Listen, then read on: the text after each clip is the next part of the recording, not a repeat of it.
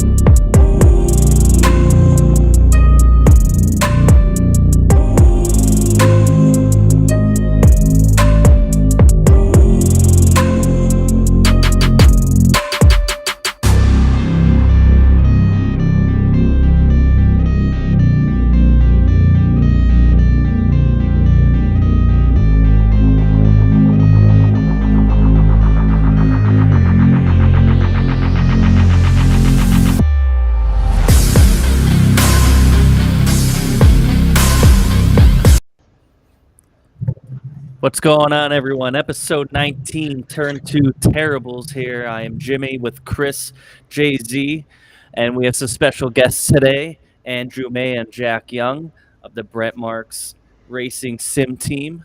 We got a couple things to talk about this week. We got what was and wasn't of the National Open weekend at Williams Grove. We're going to talk to these guys about their sim racing. We're going to preview the World of Outlaws at Port Royal. I'm sure there's going to be some leak bashing. Maybe some controversy.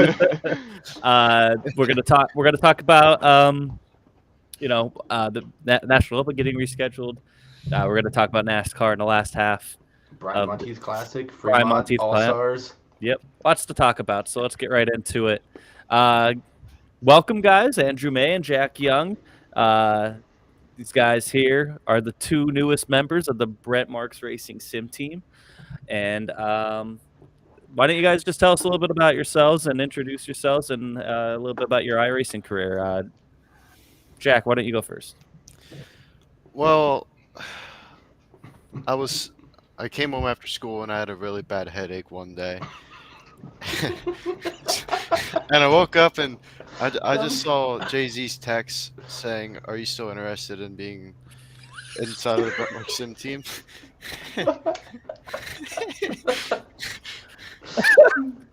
All right, cool. These are the kind of stories I'm here for.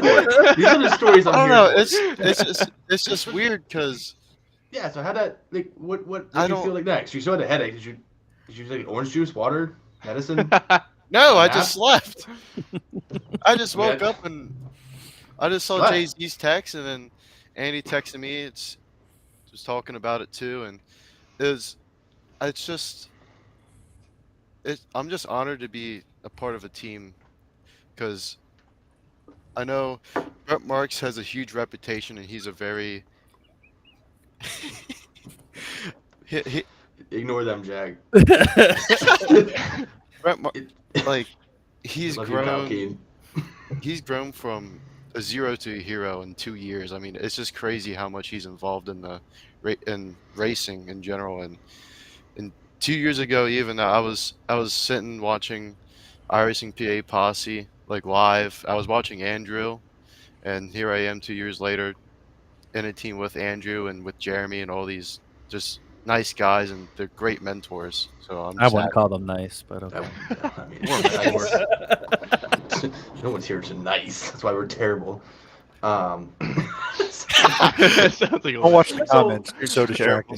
So Don't watch them. We'll get to those in a minute. yeah, we'll come back to those. So Jack, you weren't ready for this, right? In your head, you didn't think this was gonna happen the way it did. No. That's awesome. So awesome. I didn't know that there was even a Brent Marks Sim team until after the Dirty Old Bastards Knoxville Nationals. I saw the voice channel inside the Discord. I was like, there ain't no way that there's a sim team, but yeah, there is. So crazy. when are we going to see you on track in the new car on iRacing Ooh, with the boys? When are we going to see you? When are you going to make the debut? Real questions. we hadn't even seen the new car yet, Jack. You holding out on us? Whenever the next Dauber IPP race is, I guess. Well, speaking of iRacing Pennsylvania Rest Posse, in peace, Yobi. There's rest in one, peace. National Open. National Open. there's one before that though. Port Royal starts Sunday. Jack is the first winner of Port Royal on the virtual posse. That's league. true. That's true. Good. Look at the stats coming from Stat Boy Chris Lynn over here. Yeah, Well, so it is they also- pick back up on Sunday night, and so, Jack, you're gonna see that car on Sunday night. Yeah, you will. And if you also look at the stats, I think Andrew May has won like the last 3 Port Royal races. It's not his turn yet. or something. Don't talk about me yet, dude. Oh yeah, it's not your turn yet. It's about but- you. Yeah, I don't know. What's the color scheme? It's blue, white, and red. Wow. Hmm. Original. Yeah, it is very original. And then Billy Riley did it right, so you know it's gonna look Yeah, you know it's a going to look million fucking fire. percent He always- awesome. Fantastic job. So Races on Sunday are 8:15, I believe. 8:15 Right? Sundays, as it sits now. And Billy Riley, anytime he does a paint job, it's $1 million. I mean, look at this nice thing here. I've seen Andrew Mays. Jimmy, you run one. Your car looks Damn right. sick. It's my favorite paint scheme of all time, and I still think Chris Wyndham chose his Knoxville paint after it. That's probably Pretty true. much, it's basically the same thing. I had it first. So, Jack Young, who's gonna win first for Brent Marks? You or Andy? Andy, Ooh. for sure. He's just been around iRacing longer than me. I mean, it's only my 2nd year right now. So Ooh. Wow. he's also a very consistent guy at Ooh. Port. Sneak peek there. Yeah. Little sneak peek action. Jeremy, give us a little sneak peek there. Jimmy, if you want to take a look at it. Oh, What? little wolf. Yeah, you know, in Where the am I secret looking? channel where Kim's not allowed. Oh. Whoa. Ooh. Oh. Ooh. That's like. Jimmy's going to get stabbed. I'm on getting. live. What do you mean you have a secret chat?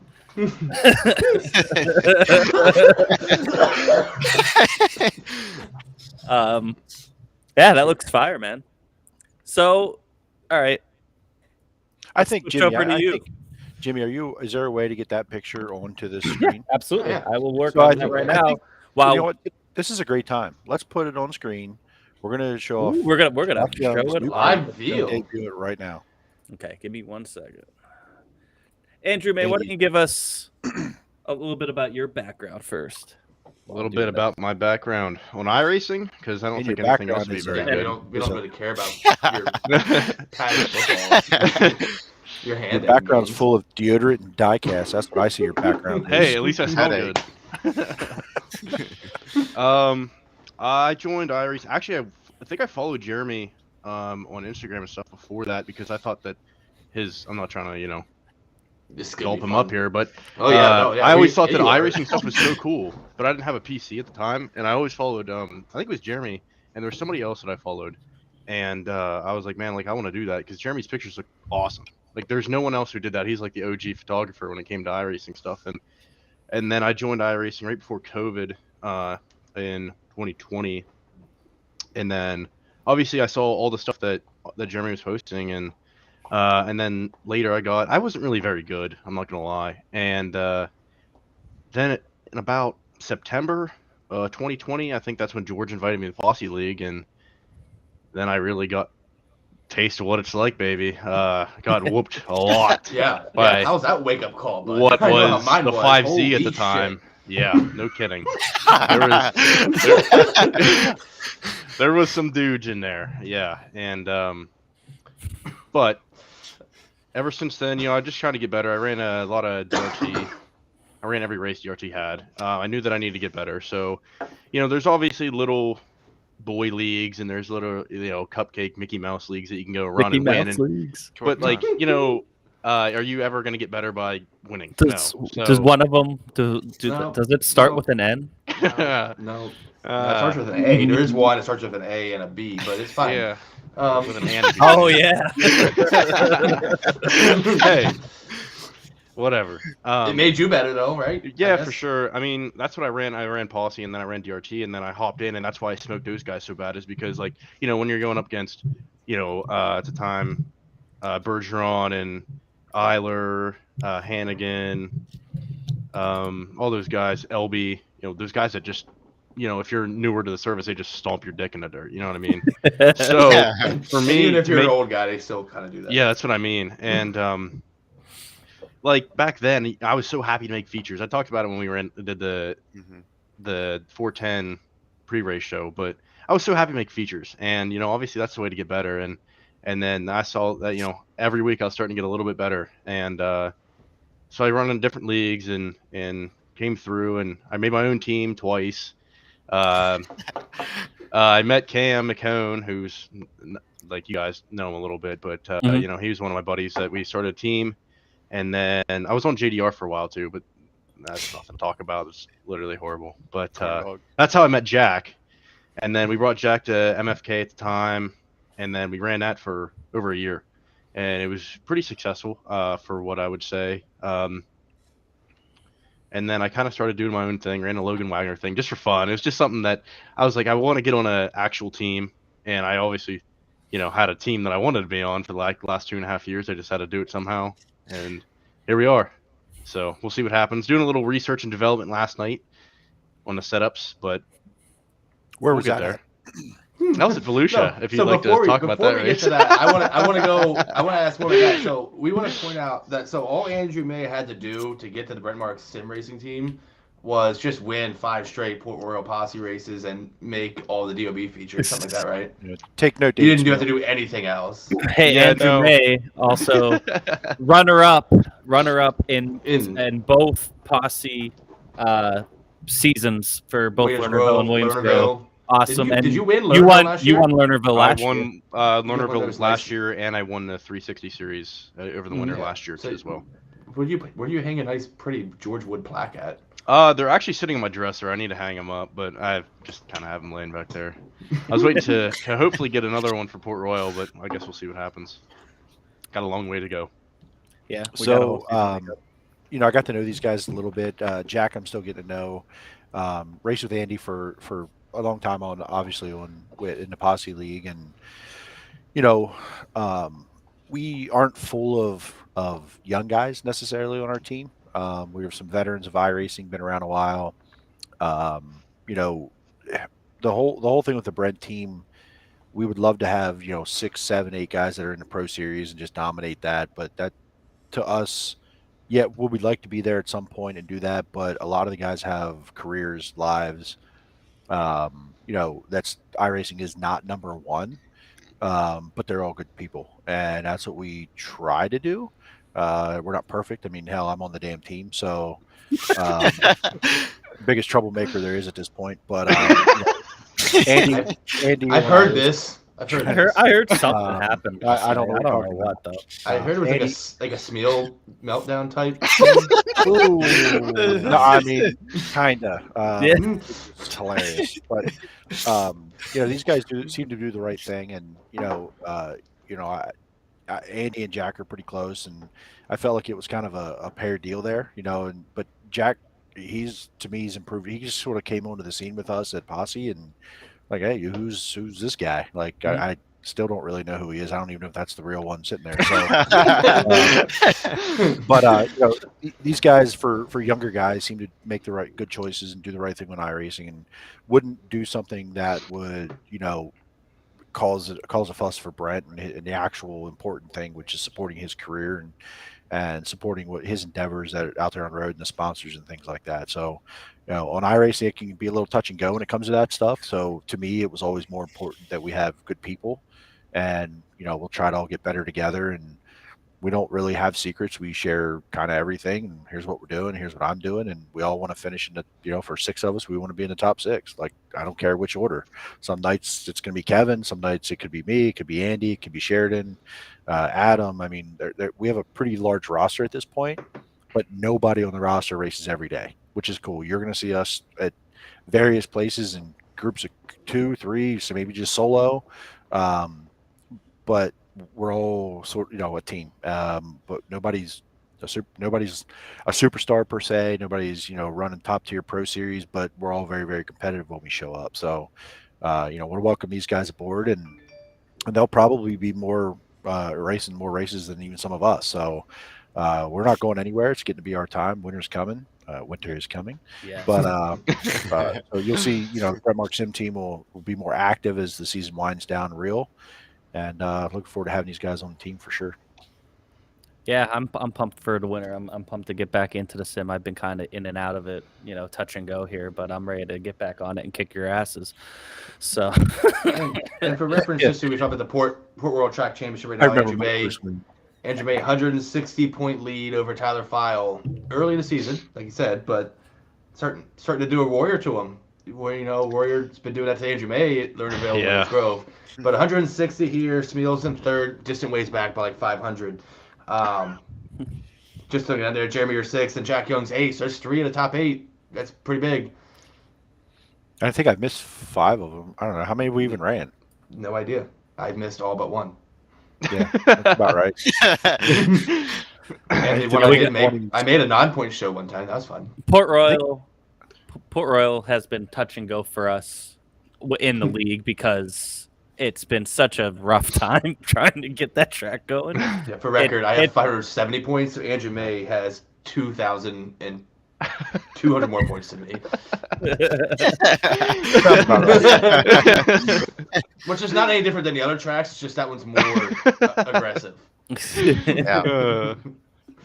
Yeah, it's been a pretty good year so far. Started off ice cold with a 19th place finish, so had to turn it up a little bit recently. Turns out, that at Port Royal in our league, if you finish, you're going to be okay. Like, yeah, you just got to finish these races. And was it the Twin 20s, Andy? I think that we did.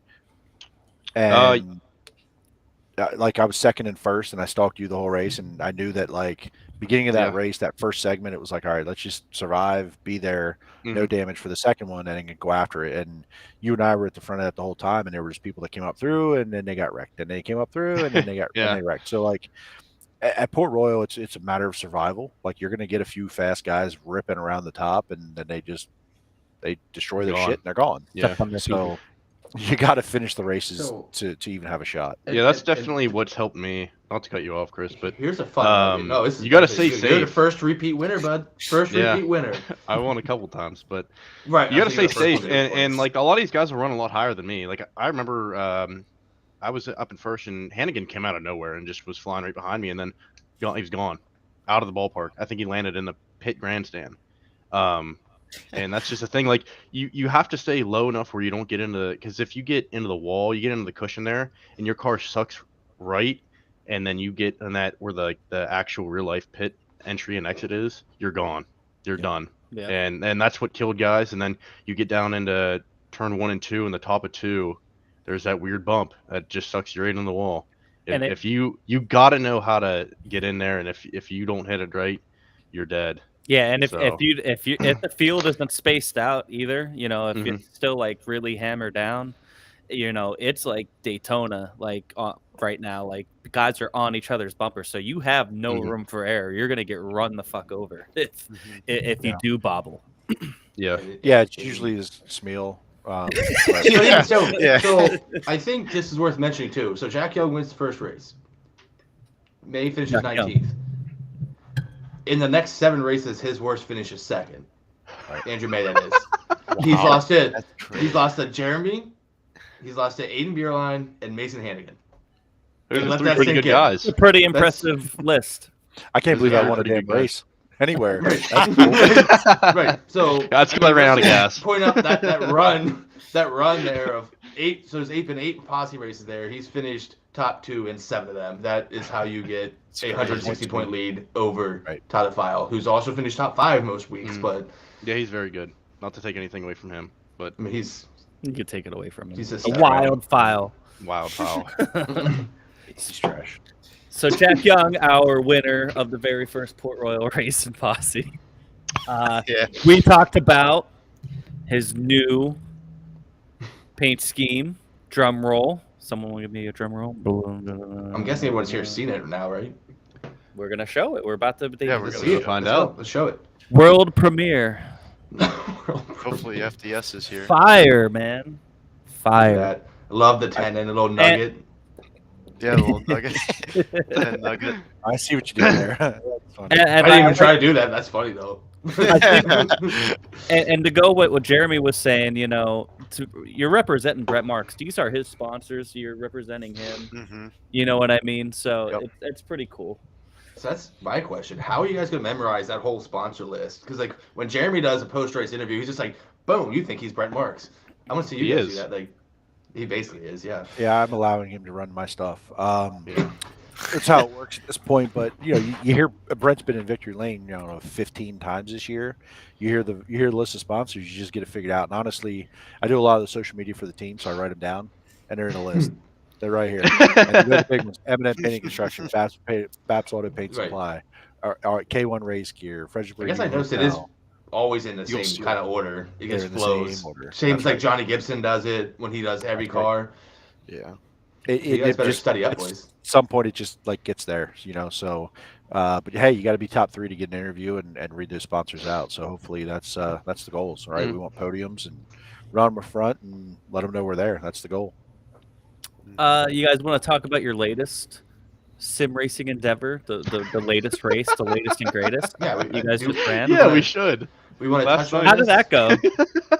It's been a rough weekend for Brent Marks and his other Brent Marks. Oh my goodness. Yes.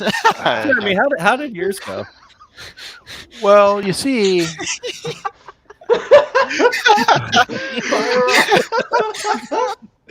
we Give decided. the people what they want. So the iRacing dirty old bastards took a little break from racing for a few weeks because us assholes can't seem to stop crashing into each other and doing dumb shit. So we decided we would, spread our wings and venture out into the wide world of iRacing leagues. And we came across something called what the hell's it called? Narc. NARC. North American Racing Club. For Oh, reference. yeah, like There yeah, it that is. sounds legitimate. So Narc. just make shit up at this point. Let's call it derp.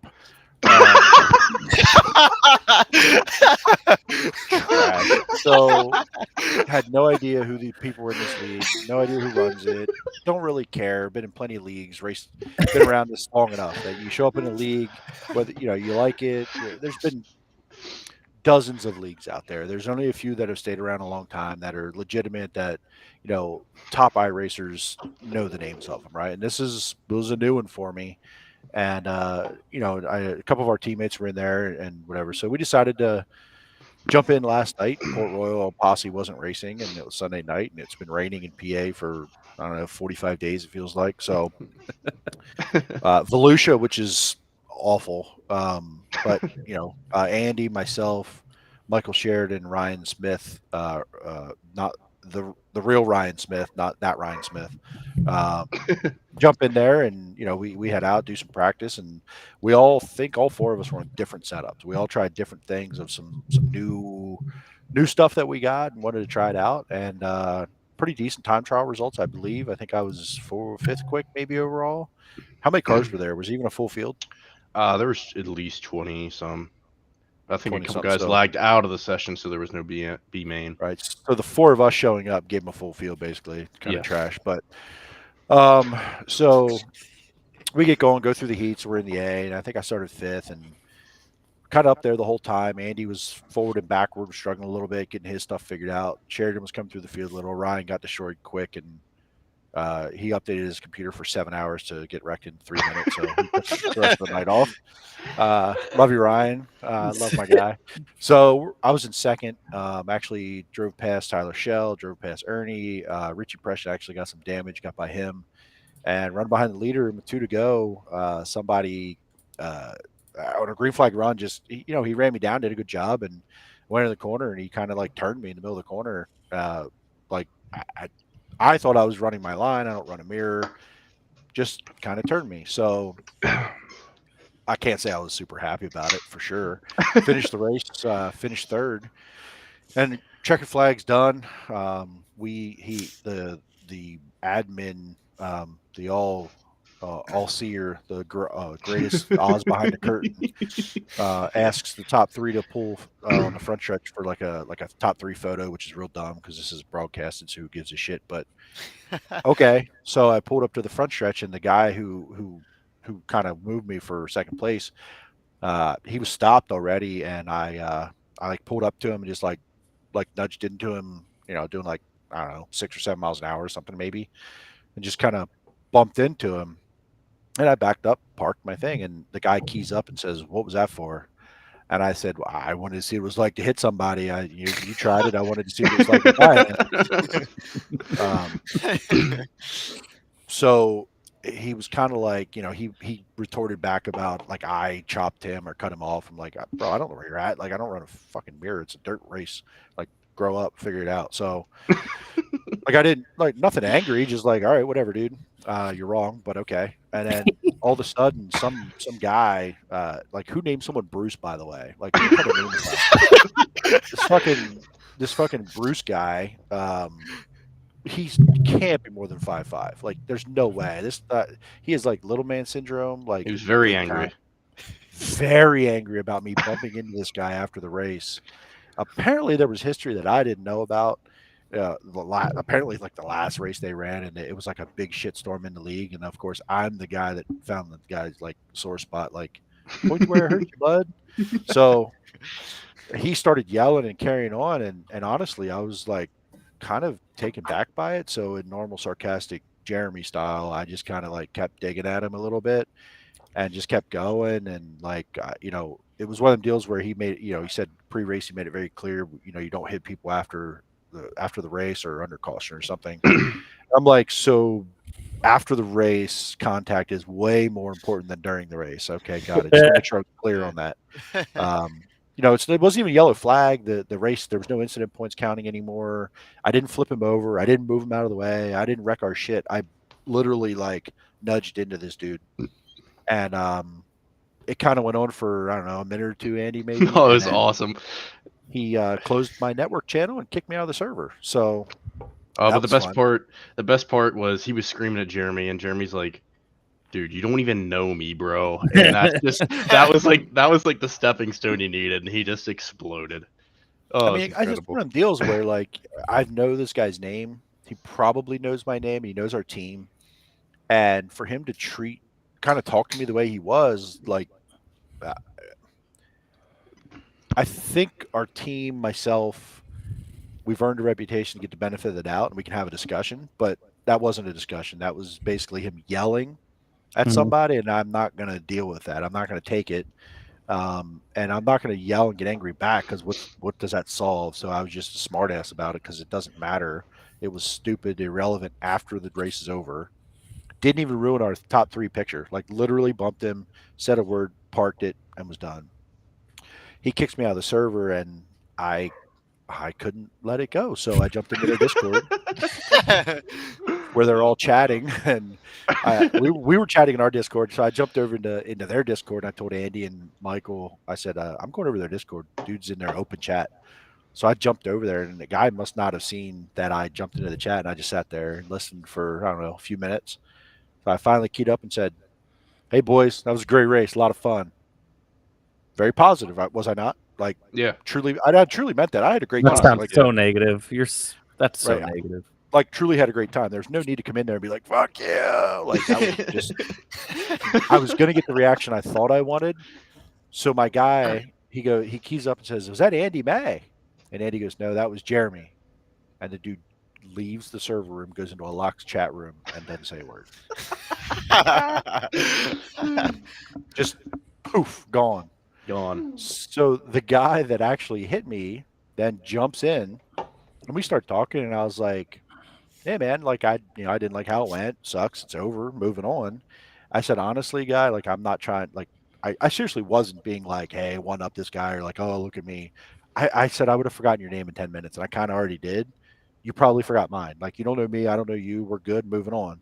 I said, but that was absurd. Like your boy handled that really badly, and he kind of didn't say a whole lot. And he's like, we were talking, I think, in there a few minutes more about like a 2 week suspension. I said, "You think I'm going to come back? You're like, you think I'm going to get suspended for 2 weeks and then come back to this league the way the guy treated me without taking? He could have been like, hey, close the network, PM me, hey, let's chat. Nothing. It was just berate somebody, kick him out of the server, like over. So Gone. it really doesn't surprise me there wasn't a lot of people showing up. Sounds like from what I've gathered over the last 24 hours, it's been a trend with this little fella. But then I got a private message. I was kicked out of the league with no further discussion. So I continued to troll, and then I screenshotted that with a response, put it back in their Discord chat, and that was removed as well. So it was a lot of fun, actually. I enjoyed that a lot. More fun than a race. We were I'll be laughing honest, so hard.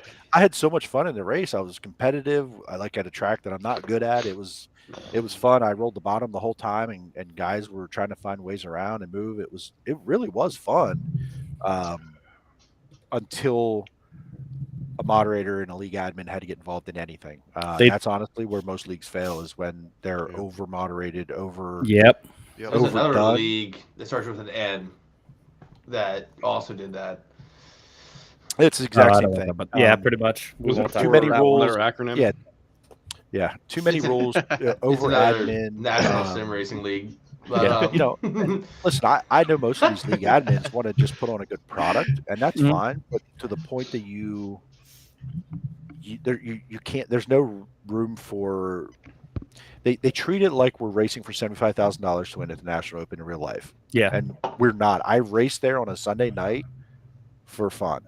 Yeah.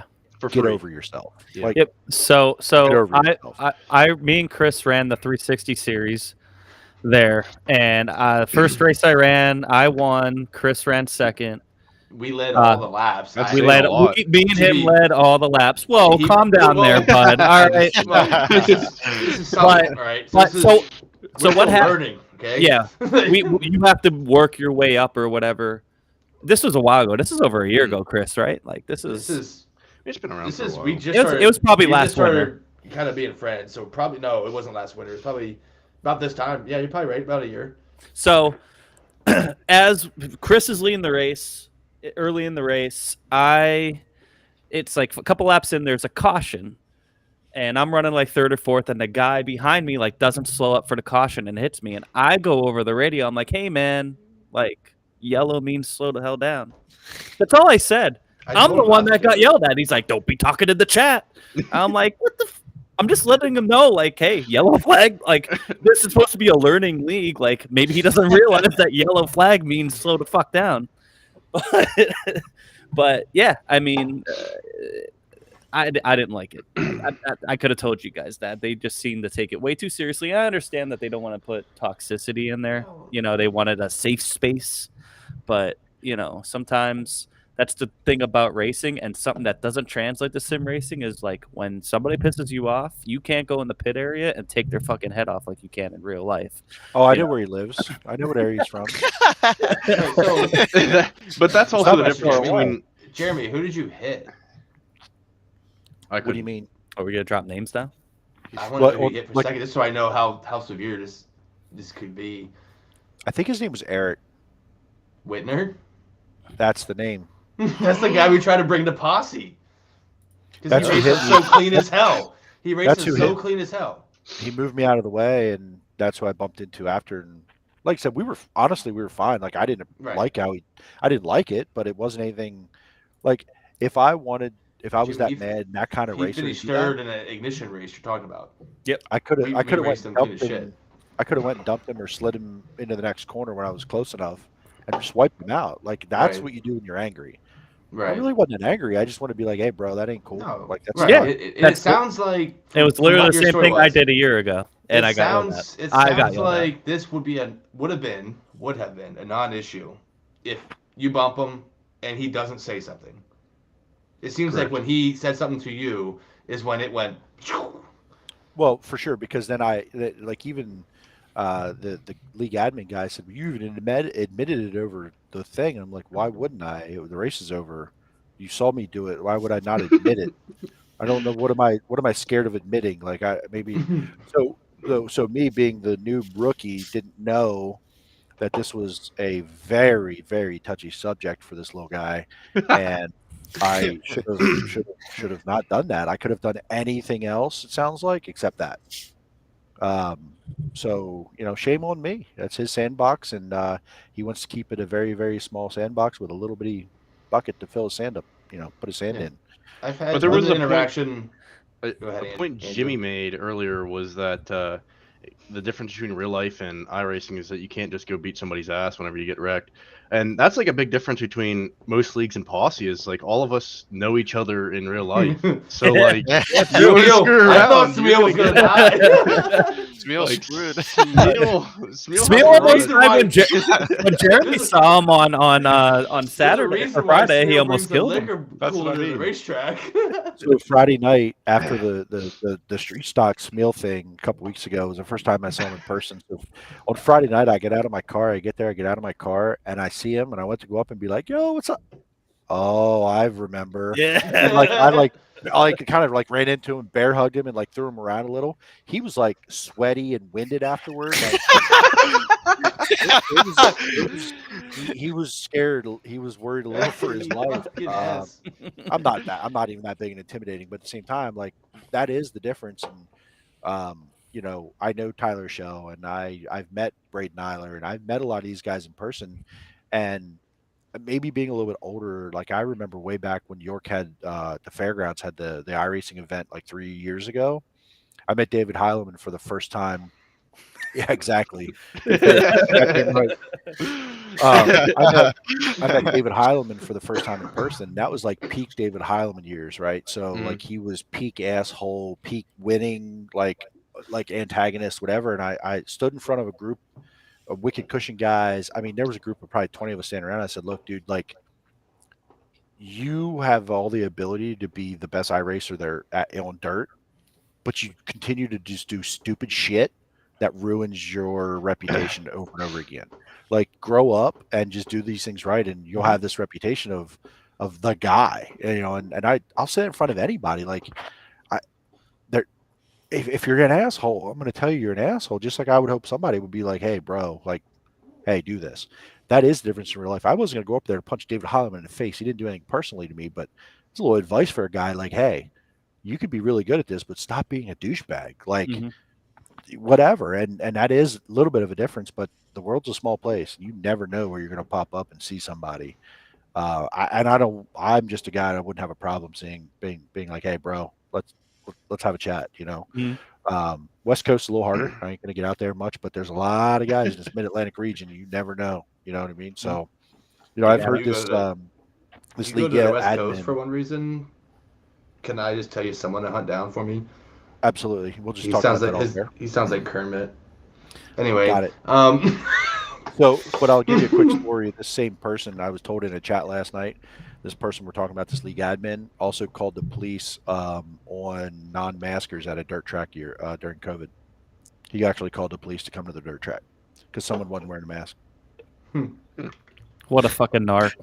So Literally. So anyway, that's that story. I like what Adam said there. Live event was Right. here because everyone was there. No one drove like assholes. I think that needs to happen more. And it's true. It kind of leads into a double-edged sword a little bit. Like I know, I feel terrible when I wreck Jeremy or Andrew or especially Jimmy.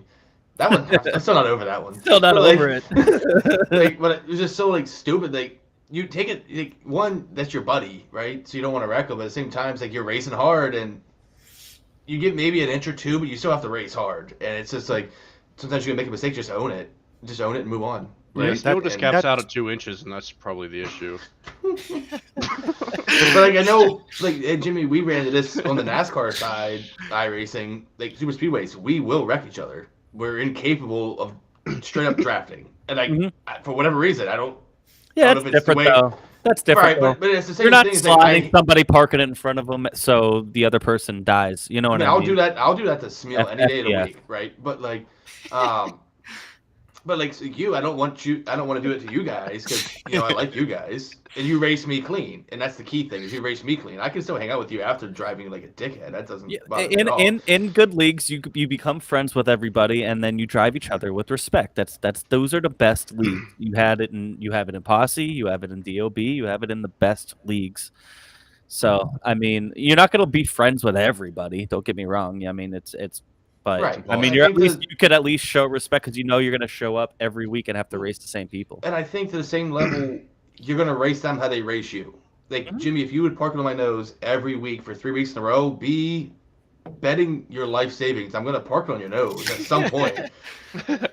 Oh, what happened? Yeah, let's ask what happened to Smeal. What happened to Smeal after this? So, Smeal had a rough time for probably 3 weeks after this. Anywhere he went, I was there, and he did not have a good time. Isley was the same way, and it's just like I don't know. I'm not gonna fight you guys in person. That's ridiculous. Even if you don't meet them in person, there's people that we never meet. You just said one, Tyler Isley. I will race him that same way he raced me until we're good. Are we good now? Yeah, but we're good. Regardless, you're gonna race that person every week. You know what I mean? And right. You don't want if you're racing a whole season. Don't want. There's no space between darn old. Oh, yeah. Fucking pick it. FDS. All right. So anyway, Andy May, Jack Young, you guys were there Friday night. We'll get into a little bit of real stuff, or we're going to stay on. Let's talk about. Let's talk about meeting in person. We all saw each other on Friday night at Williams Grove. Williams Grove. So we had quite the crew at Williams Grove ready for National Open weekend. We kind of knew the weekend was going to be a one-night show. I think we all kind of admitted that fact. So everybody was like, all right, got to get Friday in here. Yep. We had a great time before, and then we were all hanging out in the infield together, and saw some pretty good racing. I think for what it was. The heats weren't great. There were some that were okay, but I think it kind of is Williams Grove. Sort of the MO for Williams Grove. It was kind of like, okay, you got out front, you're out front, you got what you got. But it got to the feature, and I bolted because I was not going to not only get rained out, but then I was not going to sit in that traffic and be double pissed that it rained out and then sit traffic. I actually watched a little bit on the way home and got it home and still sat here and watched what they got in, and it was eventful for sure. Lance gets the win with 11 laps. 10 laps. 10. The 10-lap A main at Williams Grove Friday takes home the whatever $10,000.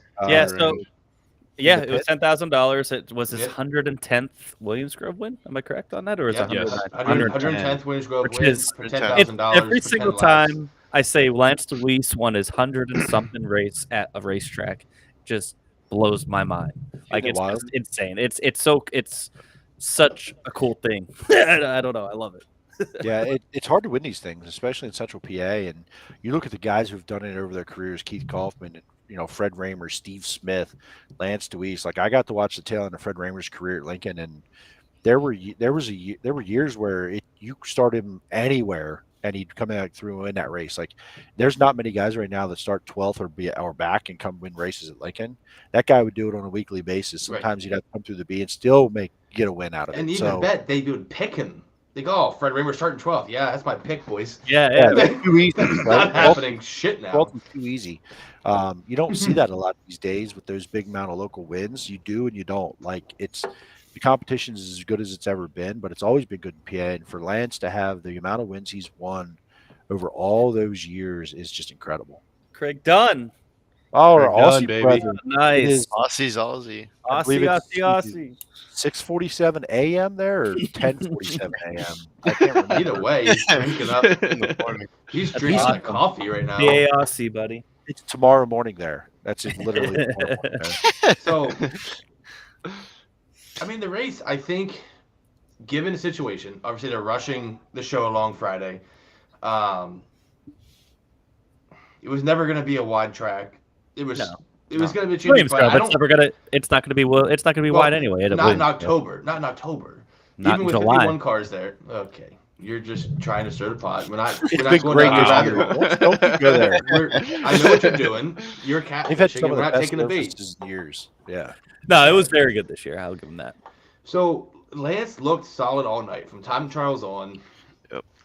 And once you got dash pill number 1, it's kind of over. It's over. It's over, barring something happening. And you can see him just running away with it. And I mean, it sucks. Well, Brent Marks. Because it's Lance you never DeWeese know. pulling the number 1 pill, you know. It's over. I think if it was Right, no, somebody that's what else- I'm saying. Yeah, okay, You saw all it right. all night long. Not just you pull the number 1 pill, it's over. Right. Like, I think Brent Marks was fast until we had his incident that was rather scary and wild. Yeah. Holy hell. So, that was nuts. Just let's bang talk the about cushion that and leave the ballpark. See ya, bud. Let's talk about that Holy real quick, fuck. because when they rushed the entire event through, and so I thought they did a really, really great job. They moved the start time up. They didn't fuck around. They still did fireworks, but that was like their only break the entire time, and it was quick. They rushed through, and just when they were bringing them out for the start of the feature, it starts raining. But it's only raining on like the front stretch. We're in the back stretch. We see it in the lights. It ain't touching us. They're getting them going. They're pushing them off. It starts raining, but it's like not even reaching the ground. It was very, very strange. And so they let them go, and I thought it was good. And there was a lot of controversy. It's like, oh, we shouldn't have been out there, or whatever. If Brent doesn't go over the fence, They I think they might finish the race. they might finish the whole damn race because it stopped. Like, of course, it rain stopped when that happened, and then it rained again, and then they only got the 10 laps in. But there's a lot of questions on if they should have been out there or not. And there's questions about driver safety. I know Donnie shots went off in an article about how can't say you care about driver safety, but then do that. But then he's also saying, well, I didn't even put my thumbs out on up or down if the track was good. So it's like, don't complain about them not caring about driver safety if you're not even going to give any input, if you're just going to be negative after the fact. But he's Donnie shots. He knows better than I do. I mean, that's true. He does. Yeah. Whether he I said would hope nothing so. or not. If But- not, then Posse is better. I really appreciated them. Maybe they shouldn't have been out there like the second time after Brent flipped. Maybe they shouldn't ran those other 3 laps. Right, so they come out for hot laps, right? And we were like, hey, they're ready to go. And they ran 4 or 5 hot laps and then pulled it back in, and it was over then. Yep. I mean, Well, on the broadcast, getting to watch the broadcast, when they went green, they got enough thumbs up to go. That doesn't mean the whole field was a thumbs up. There's the guys that had a thumbs down, didn't feel good about it, but they were going green or they parked it. So they could have been the guys that got out and said, hey, this wasn't safe. When they brought them out, buzzed the track again, and then they pulled them in, it was an overwhelmingly thumbs down. Mm-hmm. Right? So Donnie Schatz can bitch all he wants if he wants to get out of the car and say, hey, blah, blah, blah, blah, blah, safety, safety, safety. Didn't do a thumbs up or a thumbs down, but obviously the majority of the field was a thumbs up. Right. Sorry, bud. Park He- it. If you don't feel he's- safe, park it. He said he didn't want to be the guy to give a thumbs down. Well, right, but you're the guy. Yeah. You're then the don't come out guy. and bitch about it. You can't get out and You bitch about the it. are- official.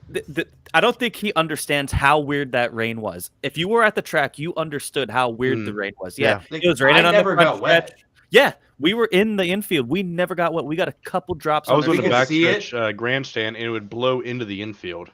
Like, Yeah. it wasn't like I didn't get wet at all. So Right. like you And can't. I was yeah, in the track gray was again, and we barely got wet. It was the weird. track was getting wet in spots, but it was so strange, and it would stop at times. So like they had a window to get it in. So I really appreciate them doing that. Once it started raining again, it started raining pretty hard, and they lost the track. Yeah, then it's a wrap. There's nothing else you could do. But they did everything they could to get that race in, and I really appreciated that as a fan. And I'll say this: that Lance, I don't know if he was as guaranteed as you guys might think. That track was fast around the top, and Mhm. Brent was Mhm. Sheldon was running second at the time. Am I right? Yeah. Yeah. Yep.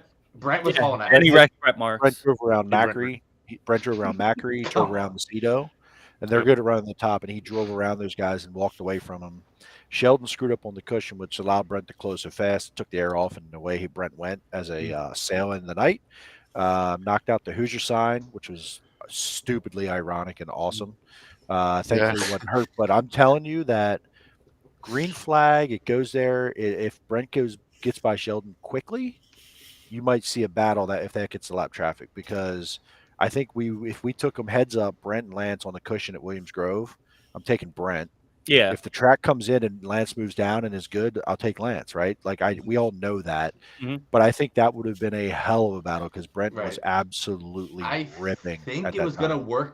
work itself into a situation that we had at the Outlaw tune-up with Dietrich and Lance basically being 3/4 of the lap ahead of the field, and it was how they caught the traffic, where they caught the Right. traffic, and how they navigated that traffic, right?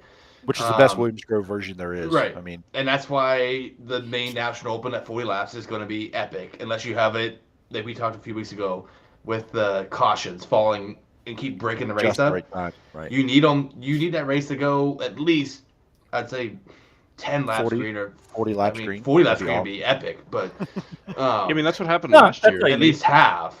You need about Right? a dozen laps or so to go green, and that you get You in the start thick catching lap traffic. But in Outlaw Show, you probably need it to be closer to halfway to get to like thick traffic. The lap traffic defined last year's race, wasn't it? I think Brent spun out in turns 1 and 2. Was that last Yes. year? Yep. And then Schuhart led most of it until the very end, and Macedo beat him with 2 to go. I mean, lap traffic made that race, so Yep. that's Right. definitely like classic Jimmy Williams wouldn't know. Grove. He was getting hospital. He was in Yeah. hospital. I know. I watched it from home. Blowing out. But like that's how Williams Grove races. You know, there's not like it's not like Port Royal, which is a slide job. It's Mhm. who's smarter. Yeah, Right. no, it's a lot of. It's very more technical to your point, right? You have to calculate your moves and when you're going to make them and where you're going to make them and what you're going to lose by making that move. Like if it's sliding a lap car in 3 and 4, you're going to kill that straightaway speed at what cost? Right. Yeah. Saturday gets rained out. It is rescheduled for 10:22. It's going to be late. It's going to be cold. I would be surprised, honestly, if that one even gets in. But let's cross our fingers and hope so. We were at BAPS on November 15th. Yeah, they always have that reason. They'll move the start time up, get some more daylight out of it before it gets night, so it's over by 9 o'clock or something like that. So nobody completely gets frostbite. But if the weather's good and they're above freezing, they're going to figure this out. Yeah, I think so too. I agree. I think the cool part is it's still 75,000 to win. That's big. Yeah. Yeah, they could have adjusted it and they didn't. Jack, you camped out. How was it overnight? Saturday? And He was probably warm and cozy on his milk.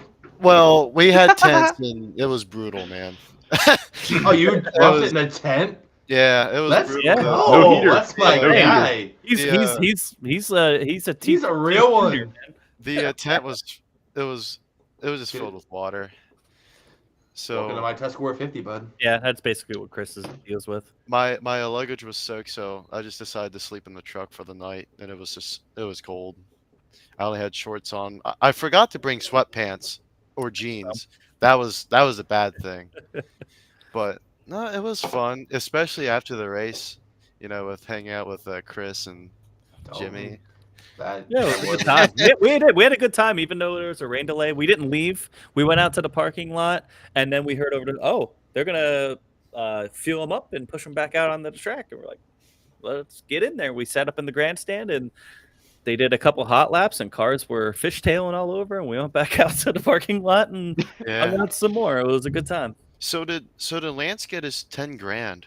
Yeah. Yeah. Yeah. Okay. Yeah. Apparently, The they paid race full was payout, held- 10 laps, 10 grand. So yeah. 110 wins. Yeah. How recently? I don't know if you guys know or not, but that rule used to be they used to have to finish half the race Right. for them to call Yeah. it an official race. I honestly So, learned it Friday night. Do that they? It wasn't that way.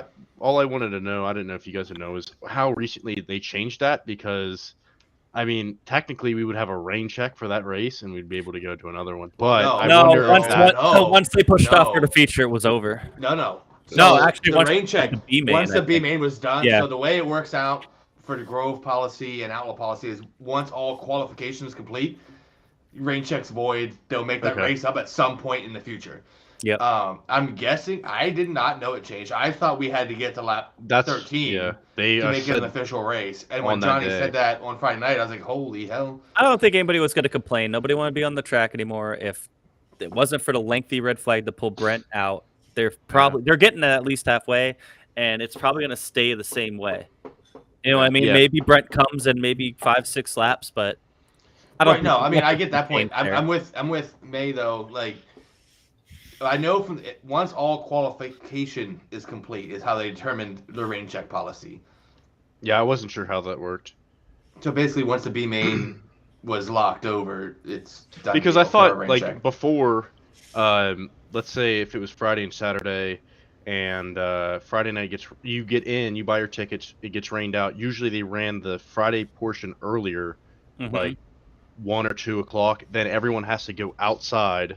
That's how you got in, was your rain check, and then you had to buy your second ticket for Saturday. So I wasn't sure if we go back to the spring race, Jimmy. Yeah. You and I did this, Yeah. so we had the same exact situation, except we didn't make it past time trials, right? Or just got past time trials. Yeah, we didn't get to the heats. So then they rained out Friday night. So we paid $30 or whatever it was for that Friday night, and we got to get in the next race. For $5. They rounded it up. They let us in. Oh yeah, that's right. Yep. Yeah, so it was 30 for Friday, 35 for Saturday, but they said anyone had a rain check gets in for whatever price from Friday. But they only ran one show. Right, they only ran one show. That's how it worked for the Morgan Cup. Yeah, I lost my wristband overnight and had to pay it again the next day. Oh, I'm super smart. no. Yeah. I'm really smart. Yeah, so it wasn't too bad of a weekend. We had a good time. It was kind of a bummer race wise. I would like to know if anyone in the chat does know the answer to when they changed that, because I always thought the halfway rule mattered. It had to be a while ago though, because that wasn't the shortest outlaw race of all time. That was tied for the shortest race, so that happened. Right. yeah, I never knew that. I thought it was 50% of the race had to be completed, but Yeah. But think about it. Think about this in your mind. When is the last time this came into play that you can remember? I think they said. I mean, Aussie's gonna not die. in my head, but I think they said it was like 2006 or 2000. Right. Early 2000s So out in California. So where does Chico, halfway? Where does halfway come into our brains? NASCAR. Other than this NASCAR. Yeah. So think about NASCAR for all those years growing up. If you watch NASCAR at all, halfway. Now it's the end of stage 2, right? Mm-hmm. Or whatever it is. Halfway. When have you ever thought about it in a sprint car race? Halfway is like 6 minutes into a race. Yeah. Like 15 we don't laps. think about it in terms. When's the last time you thought about, oh my God, we're halfway. It's an official race at a sprint car race. You're like, I damn. thought about it as soon as Brent Marks got that race car on Friday night, to be honest. But you because thought I didn't know about the it. rule. That's right. Because why would we think about it? We would just assume it's halfway like every other race on the planet. No, Right. we just got from NASCAR. So when he said it, I literally sat there and like, I want to say Like, that what the I used to feeling hear like- Johnny talking about it at other races, but maybe I'm just, No, you're just thinking about it because you're thinking NASCAR. I think I don't maybe think I don't maybe- ever remember What's Johnny. that? Nick I don't- Mandela effect you or know- something? Yeah, because I never remember Johnny ever saying something about halfway because it doesn't happen very often where they're trying to beat the rain like that. announcers always talk about halfway, but they don't talk about it in referring to rain. They don't talk about it referring to it The as halfway- a race. You might be thinking the Super weird. halfway. Flags. No, you might be thinking about halfway because that's when they go single file. I mean, I'm gonna look it up thought after it the was show. No, they go single. Unless Oh, our Jamie no, no, can Google it. They don't thought it was- get guaranteed time anymore Guaranteed time after halfway. I thought it was single file Under 10. after 10. No, no, yeah, no. under 10 laps to go. Under 10 have to go. Under halfway, And no guaranteed you- time unless you're Sheldon Hodenshield. for Jimmy. Halfway, you don't get guaranteed time. I think that's what you're thinking of. Right. Unless you're So Sheldon Hodenshield. Except, yeah, unless you're showing on Shield, then you get 15 minutes. Something I was I thinking know. about with the reschedule and the date that works out really good, and you got to think about this is like if they wanted to somehow squeeze in the National Open this weekend, like on Sunday, you wouldn't have All Stars there because they're in Fremont. Yes. And maybe Right, that's so- why they didn't. Well, and I think that like right away, I heard third week October, like right away. Like as soon as I heard Saturday might not happen, I heard this date was a possible date, and it makes a lot of sense because the All Star finale is this weekend. Mhm. Next weekend, whatever carries on. So you're going to be able to have like Peck and Gio, or I'm sorry, like Peck and Tyler Courtney, maybe. Most people are going to be on the East Coast because they're going to go right to World Finals then. That's right. So Well, they go to Missouri Next after year, Port yeah, Royal. yes. The Right, And the then they Outlaws come come back to back east. Pennsylvania. Yeah. And then, right, it's World Finals, and then it's over. Yes. So. right. So pretty excited about that. Has Lincoln canceled yet for tomorrow? They Anybody have know? pushed it to Wednesday. They did. Yeah, They already pushed did it to officially. Wednesday. Okay. Prime Monteith Classic on Wednesday at Lincoln Speedway, a new 7 new p.m. race, new midweek race. And, So who shows up very to that? interesting strategy. I don't see them getting more than 30 cars, man. I really don't. Really? Right. the Outlaws are in town. They can race there, Yeah. right? You Can don't they, or think can Shark they or not? Reinhardt. If it runs Wednesday, they might have a shot. Reinhardt's literally across the street, Mhm. right? So think about some of those cars. Can they make it from Wednesday at Lincoln to Fremont? I bet they can, right? It's not that And the far away. Outlaws are So- also staying in Pennsylvania. So Well, that's right. Right. That's what I'm saying. Right. You, Saying you may it's not more see all the series. Outlaws, but you Mhm. So see. I bet don't you see know a lot of You them. might see Shark. I think what that's is the about it. outlaw rule. What is the outlaw rule? Yeah. What They- is What is the it? outlaw rule? They just So they can't can race at a race track at- that they don't race at. They're not allowed except to go Sheldon race the Haunshield's tracks. allowed to. He just Yeah. ran at Wayne County for some reason. Yeah, but it wasn't in They didn't the have it. 17 car. Right. So you have to stay in that specific car. From what He I can- read on he can Twitter, the race- Marshall What? racing car Yeah. can't race, but he can run a different car. They got permission from what he said. or Okay. what Yeah, just I didn't Jennifer know how that Marshall worked. Brock said. Zerfoss did the same thing for PA Speed Week. He came from Yeah. Port Royal just And for ran one the- race in the Ran the 19. Libies. Yeah. That But at the same 19 time, But car. they Brock race at could have Port because they Royal. run the Outlaws at Port. Yeah. Right. So that would But, be like- like if Oh yeah, Brock Wayne ran the County. car at- Wayne County's on the outlaw schedule, isn't it? I don't Was think it this year? I don't think They it got was- I don't think it canceled, was I this think. year. They got canceled. I think they got canceled. I think it got rained down. But it's on the schedule. But that'd be Can't- like Brock. I think. Don't amount of quote me. hours. I don't. An outlaw It was last year, but I Who don't think it knows was this what- year. Either way, the rule's fucking stupid. Yeah. Fucking let them race when it rains out, man. Like, Right. just let them go. A full-time But I know- outlaw is not going to skip an outlaw race to go race Right. somewhere else. They're just Like not if, going if, to. if there's if there's an outlaw race that night and you go race somewhere else, okay. But if it's midweek and there's no outlaw race, let them fucking race. Okay, here's my Right. question. What about Casey Kane? Because didn't he say that he was He's going to be off. full time and then He He left left the tour. He left the tour. Yeah. Once he got hurt Wow. again or whatever happened, he Well, very hurt. much. I mean, I'm dropped. guessing he left the tour, but he hasn't raced did. with them. yeah. He's but- raced with them, oh. but not full time again. So Steele Drew, says the I- Outlaws will lose teams next year calling it out. I've been hearing that for about 2 I decades don't now. see yeah, it. they're not Yeah. going. Yeah. I don't see it. I do think They're gonna the add Outlaws cards. the Outlaws will probably do a little something just to give a little extra instead of maybe add a little bit more bonus money or Yeah. maybe relax the rule a hair. But They won't. They're not going to lose teams. But here's the Make thing. too much money. Yeah. Sponsor dollars. If I'm a sponsor that wants to be sponsored nationally, like if I'm Napa, I don't want to sponsor a Williams Grove full timer or a dude that just shows up randomly. Look at all the PA guys. They don't have national sponsors. Right. The closest I mean, guy is Brent Marks, and it's not Right. really a national sponsor. Like, No, it's like yes, a Texas regional sponsor that is trying to go national. I think, right? Jeremy, correct me if I'm wrong. But like, you don't outside regionally wise, you see NAS, but like they still have their national car, Mhm. Tyler Courtney, and their regional car They also And have all the other shit Golubic they're doing. and all the midgets and For wingers now. cars. Yeah, in the and- West yeah. car, they right? just For sponsor now. a shit ton. Justin Grant. So, if you're looking at sponsorship, Shane Golubic too, just on the West Coast. right? That's what Nate was saying. Like Dryden, they're the Is ones Shane just- Golobic on the West Coast? Shane Golubic has an awesome. yeah, Shane sponsored car. Golubic's on the West Coast. Did you know Shane Golubic was sponsored by Nazi Races On the West Coast, but I think He's that out west Oak Grove Boys somewhere. on there too. California, I think. California, I think. Yeah, I think he's driving a 17 car too. Don't forget about Shane Golubic. Never. So I mean, I think that's. I don't know the inner workings of sponsorships for outlaw teams, but there's got to be a price drop if you're not running an outlaw tour. True Outlaw, World of Outlaw, the brand Mhm. recognition with the World of Outlaws has to be a percentage increase on what you're gonna be paid to run that there on a full schedule. One thing, Or even That's otherwise. everybody- That's where we get all the Port Royal controversial topics from. The whole third shark car and Yep. junior Right. motorsports. Well, that third Logan shark Wagner, car, to Junior Motorsports. that third shark car has come to be Yeah, reality, it's at true. least to Yeah. some degree, even if it's a Landon NASCAR. Myers to the Ally 55. So Jimmy Johnson's gonna run it. That's Jimmy Johnson. Yeah, that's what I saw. But even Uh, still, Brett Strickler, so- crew chief, World of What- Outlaws next year. That's cool. I One love thing- traveling. One thing that gets kind of muddied in the mess because we're talking about, is there enough money? You got to be on the Outlaw Tour, this and that. People are looking at the winnings so far this season, and Brent Marks is kicking everybody's ass. Everybody says, I want to do that. Brent Marks is also having The year of an his career. unmatched season that in his is prime. probably not going to be, it's probably not going to be done again by He's also not a true full-time outlaw, for which a is even while. better. Right. So, and- and not one thing that's not added into that Is the is- expenses and things. No.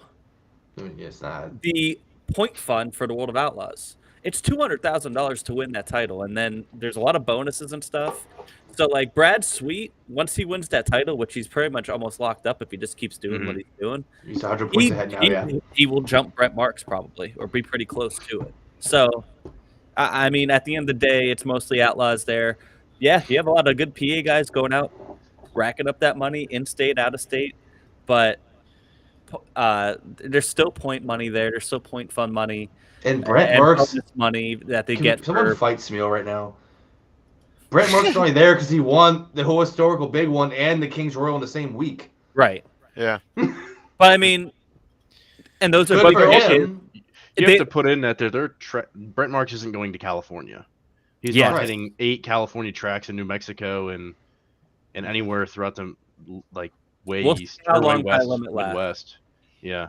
So Yeah, I mean you get $200,000 bonus, but how much are you Right, spending in diesel and all that kind of stuff to? Yeah. But they also got big time sponsorship that probably pays for exactly. all that. So Well, they do, but it's still more cost than was set up, right? When fuel went to where it went to, your budgets are set for the year. Just like when you talked about Hoosier earlier in the season and said, hey, our budgets are set based on this price. And when the price goes up 20, 30%, whether it's fuel or tire bill, you're counting your sponsors accounted. You set up your sponsorship to pay your bills on that team. And then when it goes up 20, 30% in multiple expenses within your budget line, that becomes a challenge if you don't have the excess, right? And how do you survive the tour? So, that you get 10 grand out in March, then you don't race. Well, no, right. And Brent talked a little bit about this and said, hey, if it were for the California run, he'd be an outlaw this year. Now, he needed a little more help on tour, but the California runs really would put concerned about the politics in California. Would they even be open? Mm-hmm. They could at any minute say, well, you have a gasoline race car, you're out. Or, just shut the state down for COVID or whatever else California does in their crazy ass state. But at the same time, history shows how many races are rained out in the West Coast every year when they go out there in the spring. They got in the shit time of year. There was a year when he was on tour. They said they got like 2 races in over the course of an entire month, and they were hotel every night for a month, driving around California out to the West Coast, and now take that this year with the tire bill, the tire money, and the fuel cost. Or like that, a team that doesn't have this $1 million extra budget laying around, right? Like they don't have Napa as a sponsor or whatever. That can kill a team like that. Now, the Outlaws do pay. When you're a platinum member, there are a lot of money. There's a lot of money that you get as a platinum member that go on top of winnings. Tow money and show up stuff. There's a lot of that there, and that's great. And that's great for the rest of the year. They added that bonus too, where you can make up to maybe another extra 40 grand on top of your point fund as well. That's right. And there's a lot of money there, but that California run is one that really puts a stress on teams. So I just think I love that the Outlaws start when they do, okay, but they tend to either go the Texas swing gets always rained out, and so does the California swing. I don't know what it is, but they never get those damn races in, and these teams now are 1,000 miles from home. Right, most of them. Yeah. And what are they going to do? So, for Brent, it was an easy decision saying I can go in 15 to 20 races and make a killing this year and go where I want to go, close to home, and he's done it. If he's not the model and the example, now, would anybody in the country love to have Brent Marks year? Yeah, and if they could, they would, but they didn't. Brent won races at racetracks against the competition he would be traveling with. Like, think about that. Other than PA Speed Week, now he won some money there and won that point fund, but the biggest races he won this year were against the Outlaws on their tour and took that money home. Right. So he doesn't have to do it and still wins the money. He doesn't win half the money because he's not an Outlaw member. He won all the money. So you can show up and go where you want to go, and he can do this and figure it out. Even if Brent, he's 600, just shy of 700 grand for the year. He's in the sixes somewhere. Just 596. 590, yeah. Yeah, 596. Let's say he ends the year at 450,000 doing this. Is that a successful year for him? Probably. It is, right? I know it is. There's years on the Outlaw Tour he won. His best year was 300 grand, and that was a successful year. So I'm just saying, like, you can take like a Rico Abreu, run anywhere you want, win a big race throughout the year, win $200,000, $300,000, $400,000. You don't need to be an outlaw. You don't have to be on the tour. But not many guys can run their program at that level with the backing and a sponsorship and not at the Outlaw Tour. So that's kind of the difference between the non-outlaw guy and outlaw guys, do you have the funding and equipment to go compete with the outlaw teams wherever they go? Brent's one of the few. There aren't many. Mm-hmm. Yes, Craig Dunn. Andy May is now Brent Marks Sim team. He is the whole team, actually. He's not only a member, he is the team. Fact is, Andy May is Brent Marks. Yeah. So thanks for joining us, Brent. You're welcome. Hey, so I don't know if you guys saw it, but I know at the beginning of the year, the Outlaws tweeted, I think it was the Outlaws tweeted a video. It was that, I'm not sure what the acronym was. It was the RUM 19. It's what Tanner Thorson ran at the beginning of the year. Yeah. And he said that I think it was crew chief or the owner, I'm not sure which one, but he said if they went on tour for the whole year, it would cost around $800,000 and just everything. Yeah. So to win $600,000, imagine if you're, Brent's an outlaw. I obviously no one knows what he gets in sponsorship money and stuff like that, but that's still a lot of money. And obviously he's selling a lot of T-shirts. Saw a lot of Danny Dietrich fans in that line at Williams Grove. Merch is a big part of it. Right. And I think that's where if you're a guy like a Brent Marks, it makes sense for you not to do it. Or Rico Abreu with Rowdy NG that probably can't fork over millions of dollars. But if you're NAS, you need your flagship car in your flagship series. If you're Napa or CarQuest or Advanced Auto, Dryden, like those guys aren't leaving the tour. Like, the sponsors are like, hey, we sponsored you because we want to be on an outlaw team. Not you go true outlaw and do whatever the heck you want. Like, you also don't see those sponsors stick around for more than 5 or 6 years. 10, even right. with big ones. Because they move on. Outside of I guess Brad Sweet. This is what, year 4 or 5. Before that, he had Ollie's. You know what I mean? Right. So this is like year 4. Razorback and SurePoint, I believe. So, and but he's always been with Casey Kane. He's never. I don't think he's ever won a race without Casey Kane. So, well, he has, but West Coast. Well, I meant in the Outlaws. In the California. I should say. Yeah, sorry. 10-4. Sorry. Anyway, so we got the All-Star finale at Fremont, right? Looks like Tyler Corney's got that all wrapped up. Wrapped it up. Yep. Future Outlaw preview. Could be the NAS 17 car. He could be the NAS. He could be the new NASCAR on the NAS series if Sheldon Hansfield decides to go throw his helmet. Yep. I mean, go and do what he did this past weekend. Yeah, that's anyway. And then 2-day show at Port Royal this weekend. Hoping to be there for both of those. Looks like be in full photo mode that weekend, so you might not see me much, but I'll be around. I might only be there. I think I'm only going Saturday. I don't know if I'll make it there on Friday. I should be there both. But I'm hoping that they move. I think they moved up. The Saturday start time was already 5 o'clock. I hope they move it up just a little bit. Be nice. I have a feeling they're gonna. Yeah, because it's supposed to be like mid-30s by after the sun goes down. So, and they have 305s there. And now they only invited 24 cars, but still 26 305s on Saturday, 24 late models Friday. Yeah. So and Friday's gonna be tough, man. So I don't think I'm gonna be there on Friday, but Saturday, nice mid-afternoon matinee would be perfect. Agreed. If I get there, it will be Friday, maybe. What kind of terrible are you guys? 1 day Port Royal of 2-day show? Yeah, I got to work. So do I. Yeah, but I live like an hour and a half away. You're not going to win the argument with him. Yeah, but you win the argument with me, and I'm not. So fuck you. I'm what? You're Jay-Z, and he's. I don't know. I'm eliminating excuses for you, Jimmy. 2 days, baby. Let's go. It's the end of the year. I'm not counting out Friday completely, but I don't know if I want to. I don't know. We'll see. It's supposed to be nice. I'll see you Friday. I'll see you all weekend. Yeah, you'll probably see me fucking Friday. All right. So what leads us into, unless you got anything else, drink it or dump it, Dirk. Drink it or dump it. Guys, put your drink it or dump it in the chat. We're just going to do the dirt side right now. Drink it. Somebody you want to give a cheers to. Somebody you want to shout out from this past week that caught your eye. Dump it. Somebody who you want to just pour one out for because something sad or something that made you angry. So who wants to start? I'll go first. So Andy and Jack have an example of how to do this correctly. Okay. Yeah. Drink it for Natty Open Weekend still feeling like Natty Open Weekend, even though it was short-lived. That place was jam-packed. There were people camping out since Wednesday. There was an atmosphere about it. There was a buzz. It was a good time. I think everyone had enjoyed themselves.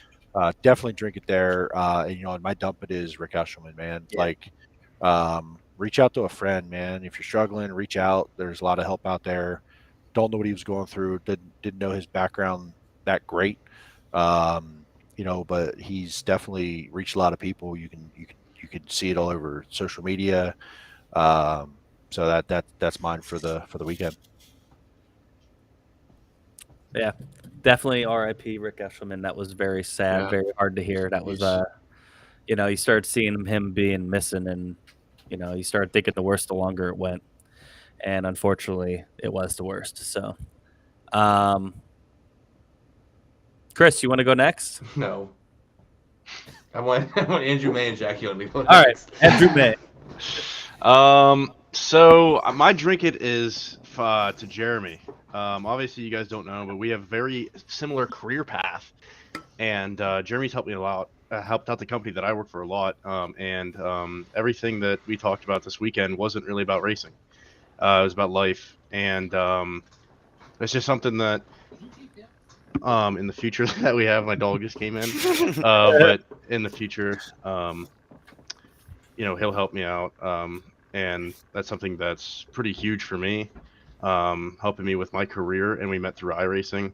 I know him through real life, so even talking to my boss, he's like all for this. He's so thankful for Jeremy and everything that he's done for us. So, is this the doggy orgy you were talking about?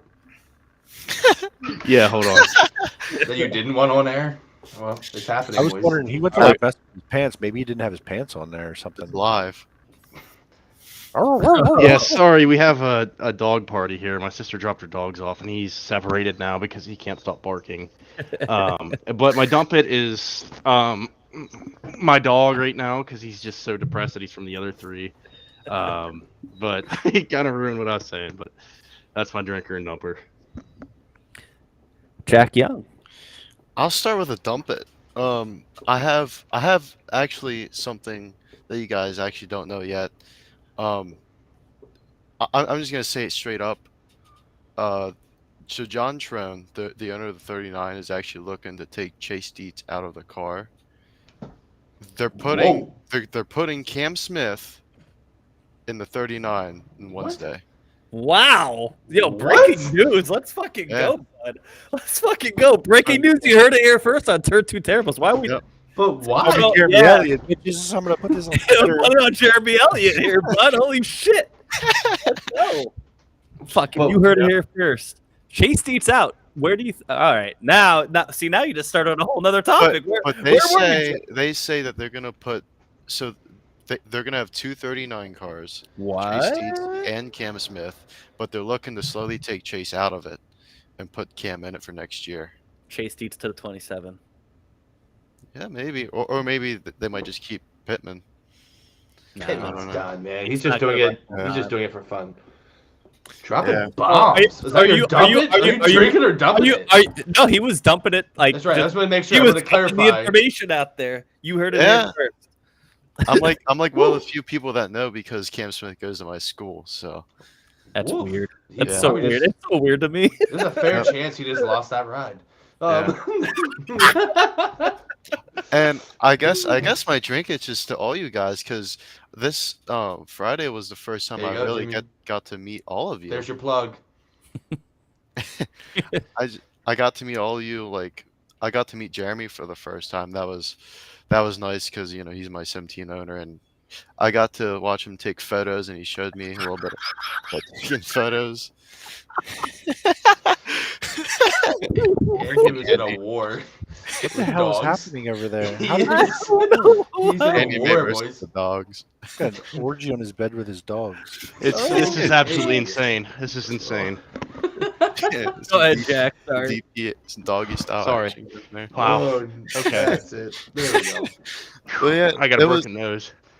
It was just a fun time just being with you guys, especially for Alex, put some diversity in. That was it was just amazing time, man. I really appreciate you guys sticking around for me and accepting me, and it was just awesome.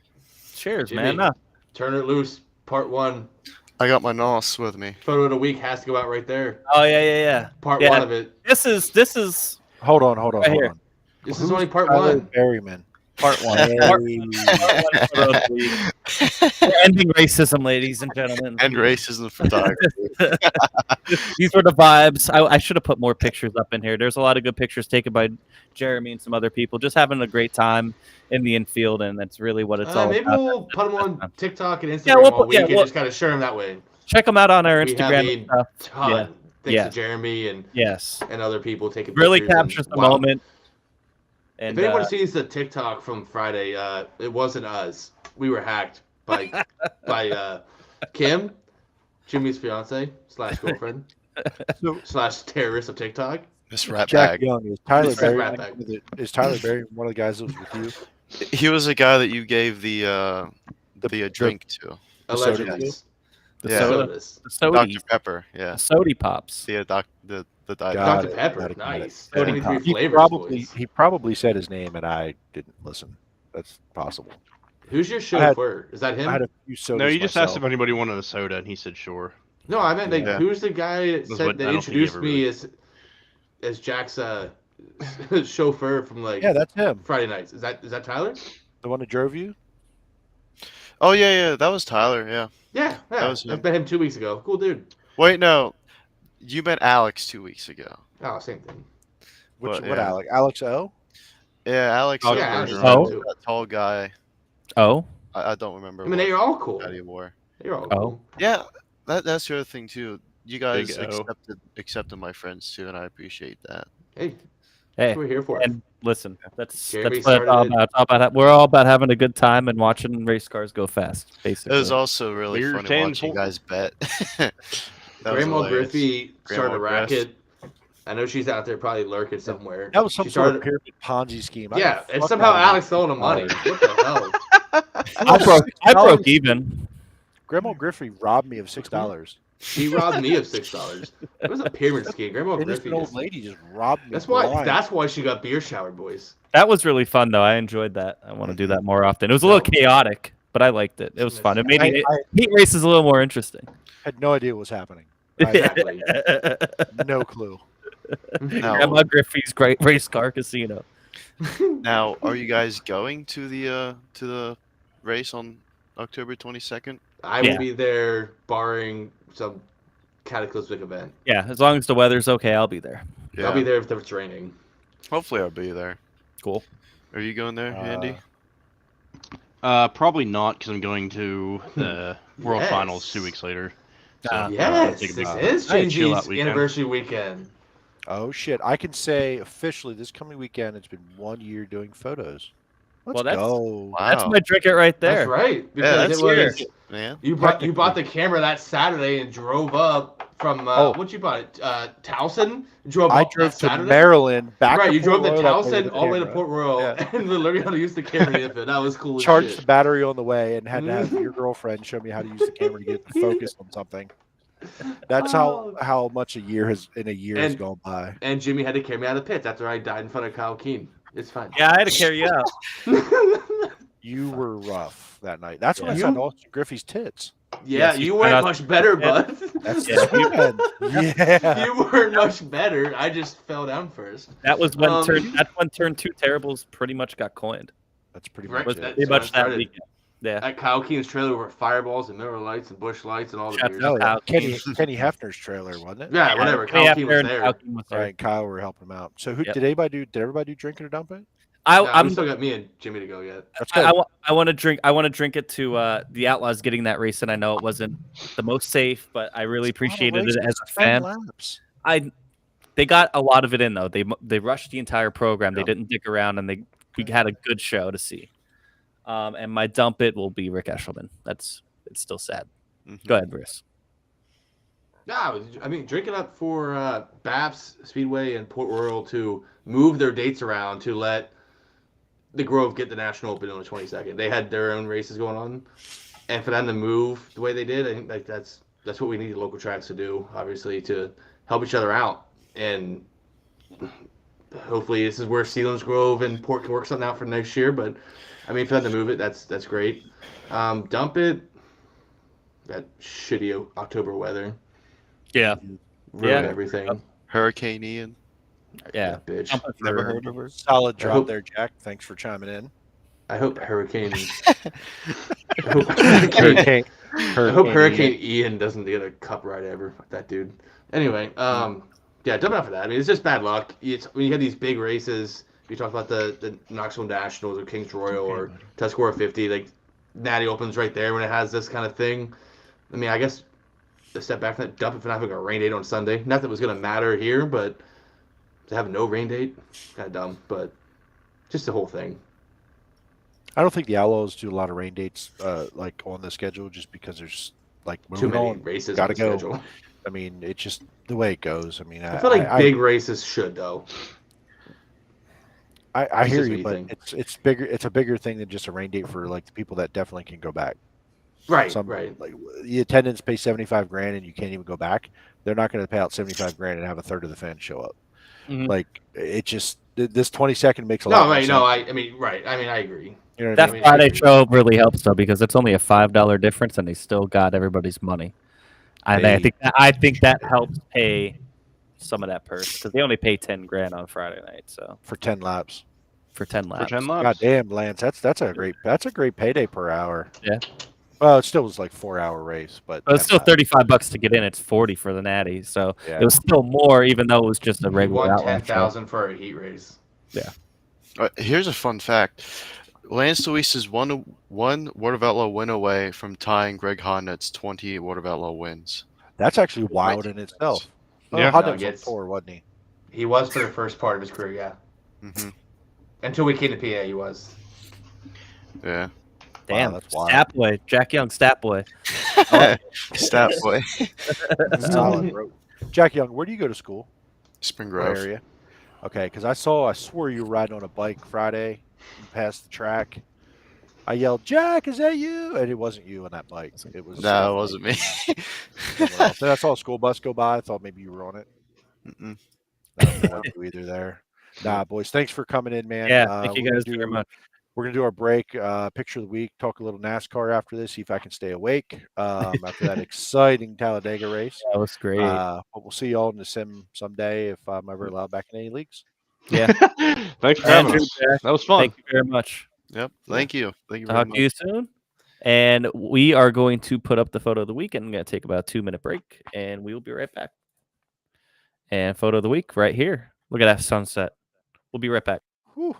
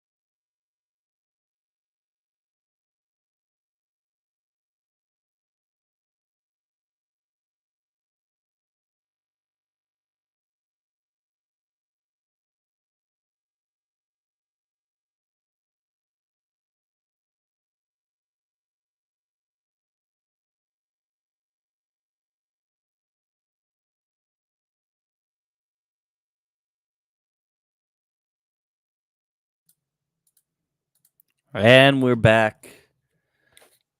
This photo of the week by Jeremy, catching the vibes from the infield. The sunset on Friday night was gorgeous. Donnie shots going around turns 3 and 4. Really good photo. Good job there, bud. Thanks, man. I guess we're gonna talk a little bit of NASCAR. I don't think we're gonna spend too much time on this because it was pretty uneventful for Talladega in the playoffs. It was pretty uneventful, which is a good and a bad thing. Well, I don't know. I guess it's a good thing right now with all the safety concerns. But Chase Elliott wins, advances himself to the round of 8. Right now, sprays. No. Chase Briscoe and Austin Cindric are tied right now at the cut line. And Christopher Bell had a very bad race, put himself in a hole. Chase Briscoe and Austin Cindric Going into the Roval. 2 good road racers. going into the Roval. They're tied. They're both tied right at the cut line. Bowman, Christopher Bell, and I can't.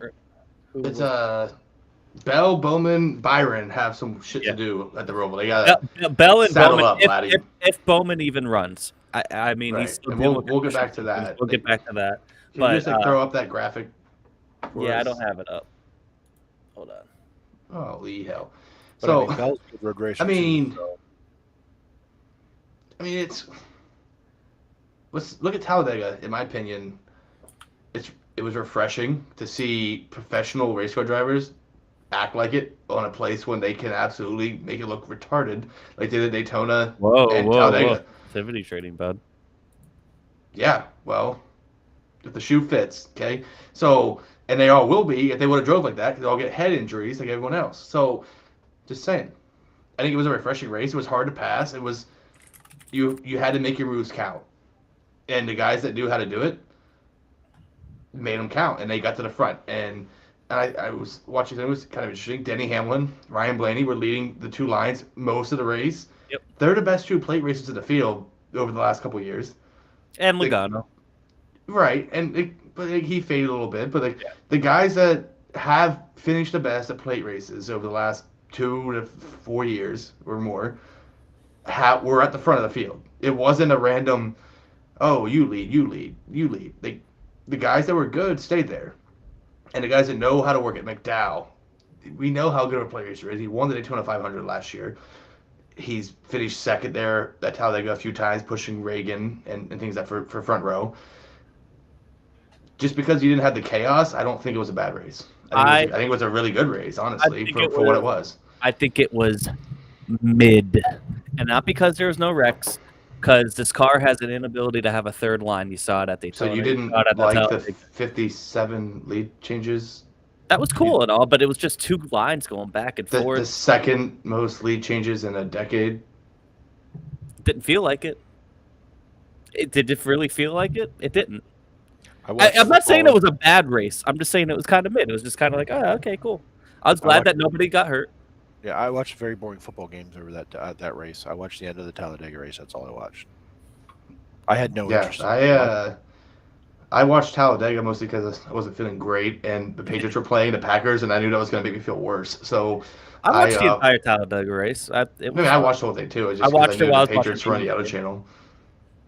Fucking Patriots are mid at best. There was only one. Go ahead, buddy. There was one kind of wreck that took 2 cars out. A couple minor incidents. I was glad. I don't need to see a big one. You know, it was a nice finish. I don't need to see a big one to make it a great Talladega race. It wasn't bad. I mean, you had some runs, but it was just 2 lines, man. If you look at the end of stage 1, end of stage 2, and the finish was the worst finish of those 3. The stage 1 photo finish line between Blaney and Hamlin. Stage 2 photo finish when Elliott pulled out on Larson there. Mm-hmm. I think. Oh, the stage racing made it exciting, huh? No, I'm just saying. If you look at the finish races to the finish line, you literally just said it. For points. Yes, for points for the playoffs.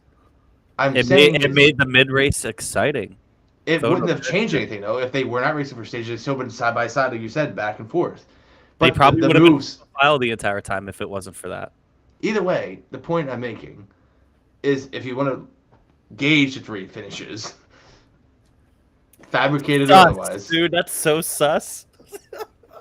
For Mr. I'm against the playoffs. Okay. I'm against a lot of things, but these are the cards I'm Like, fucking you dealt. mean like fun And and excitement? Unlike, well, the one likes fun and excitement, instant gratification, is apparently sad about 57 I'm not lead sad. changes. I just said it was mid. Oh, this is Jimmy right now. Oh, Williams Grove is so great. Lance won after leading all 10 laps without a car near him. But Talladega, mid. Yeah, because I'm a Lance fan. And I had a good time that night. It was more about the experience. That's totally different. Totally different, bud. No, I'm just saying. Totally the point I'm different, making bud. is for a super speedway race to show the best drivers finally act like it. And Yeah. if you go back to the Xfinity race the same way, that you didn't need the chaos. It was Allmendinger winning that race, same thing. It was just like, finally, there was not stupidity ruining the race and some random ass whoever, like Austin Cindric, Joey winning the Logano. race. Oh, I think it might cause crashes. My bad. Same thing, but It was- yes. The only thing, and Denny Hamlin said it, and somebody else said it post race. There's just no. You can't make a third line. People aren't going to go with you, and you can't get enough energy. As soon as you get out of that line, you lose your momentum. The first time they tried, they had an 8-car pile up, so why would you get out of that line?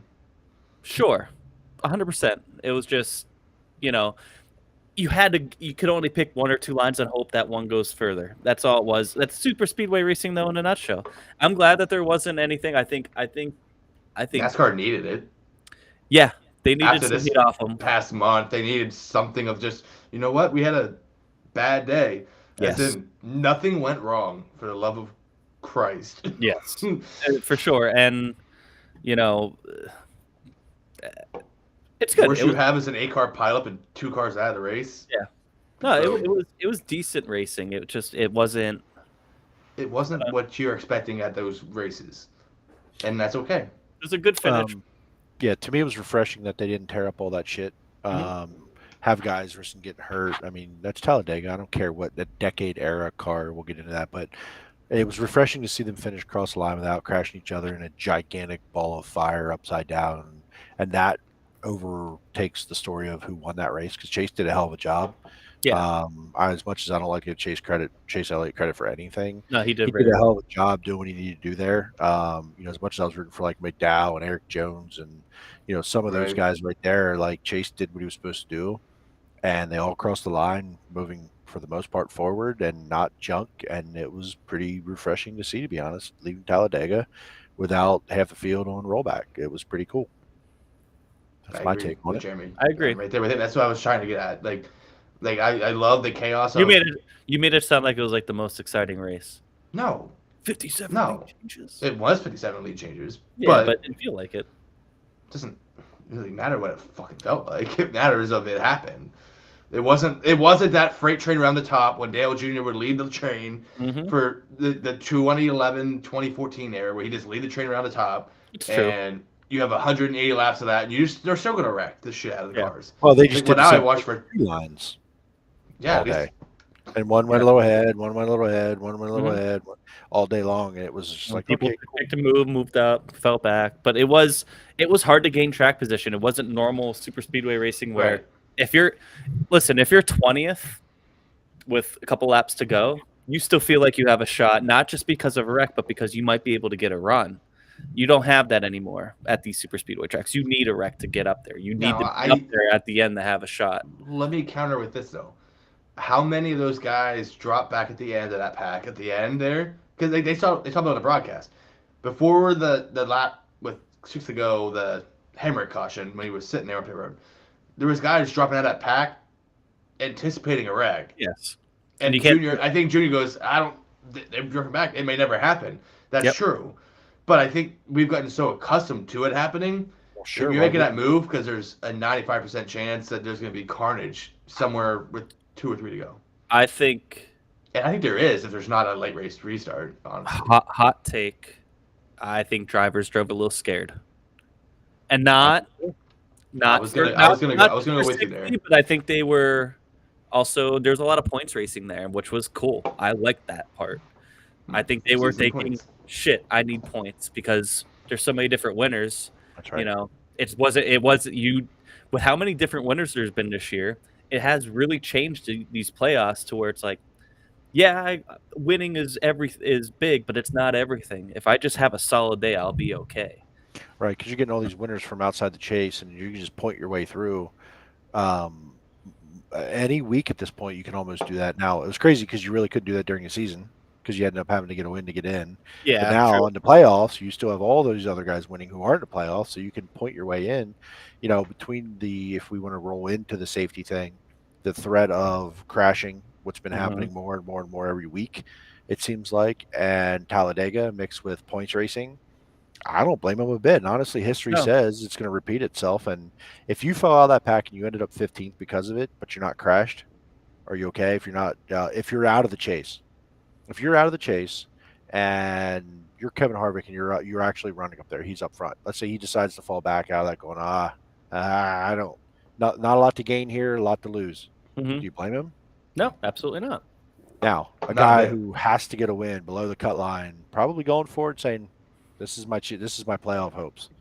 Don't blame him a bit either. But honestly, these other guys, I don't blame them a bit. What's been happening? Absolutely, and I think that did play to where Jimmy, you were taking it. I think that played a role. These guys are very after Alex Bowman's deal at Texas and we saw at Pocono with Kurt Busch that looked like nothing to us because of what we're used to seeing. And Alex Bowman, like that, looked even less. Looks completely disastrous compared to what Alex Bowman went through, and that one. Right, like, you're looking at not the onboard Alex Bowman, like what Alex Bowman actually hit from the outside. Even the onboard of Alex Bowman, I didn't see anything. I mean, you can see a lot of how his head moves, and even then, I agree. I agree. Yeah. It's just more of his reaction afterwards, like when he's still in the car. It was kind of like, holy shit. Honestly, like I watched that wreck a couple times, and I went, "There's no way he's hurt. There's no way." And then you see you hear the radio transmission. You see him parked with his visor up and blinking. Like, honest to God, that wreck looked so mundane that I still sat there and went, "He's faking this." Like, it was hard for me to truly believe that he was hurt after watching what the car did and then seeing the reaction and what he was saying. I'm like, I'm not saying like he's faking, but I'm like, literally my brain went to, there's no way. Yeah. This is not freaking possible. We're so used to seeing these other wrecks where guys just walk out. That was basically our reaction at Pocono because we were in the infield at Pocono whenever we found out that Sunday morning that Ty Gibbs was driving Kurt Busch's car. We're like, what? Fuck? For what? Did he fucking fall off a camper last night? Like he spun and barely bent his. I mean, he hit pretty hard at Pocono. Right, but like the damage to the point where it's not used to what we're used to seeing with the old car. And things I think they figured it out though. There's been a lot of talk this week about it. They're trying some different clips, it looks like, some different rear end configurations. They're going to crash test them and try to do something for the car next year. They're just going to have to deal with it for the last couple of races this year. It's just is what it is. Yeah, it's too late to change a rear clip. Right. I think Jamie's right, and you're onto it, though.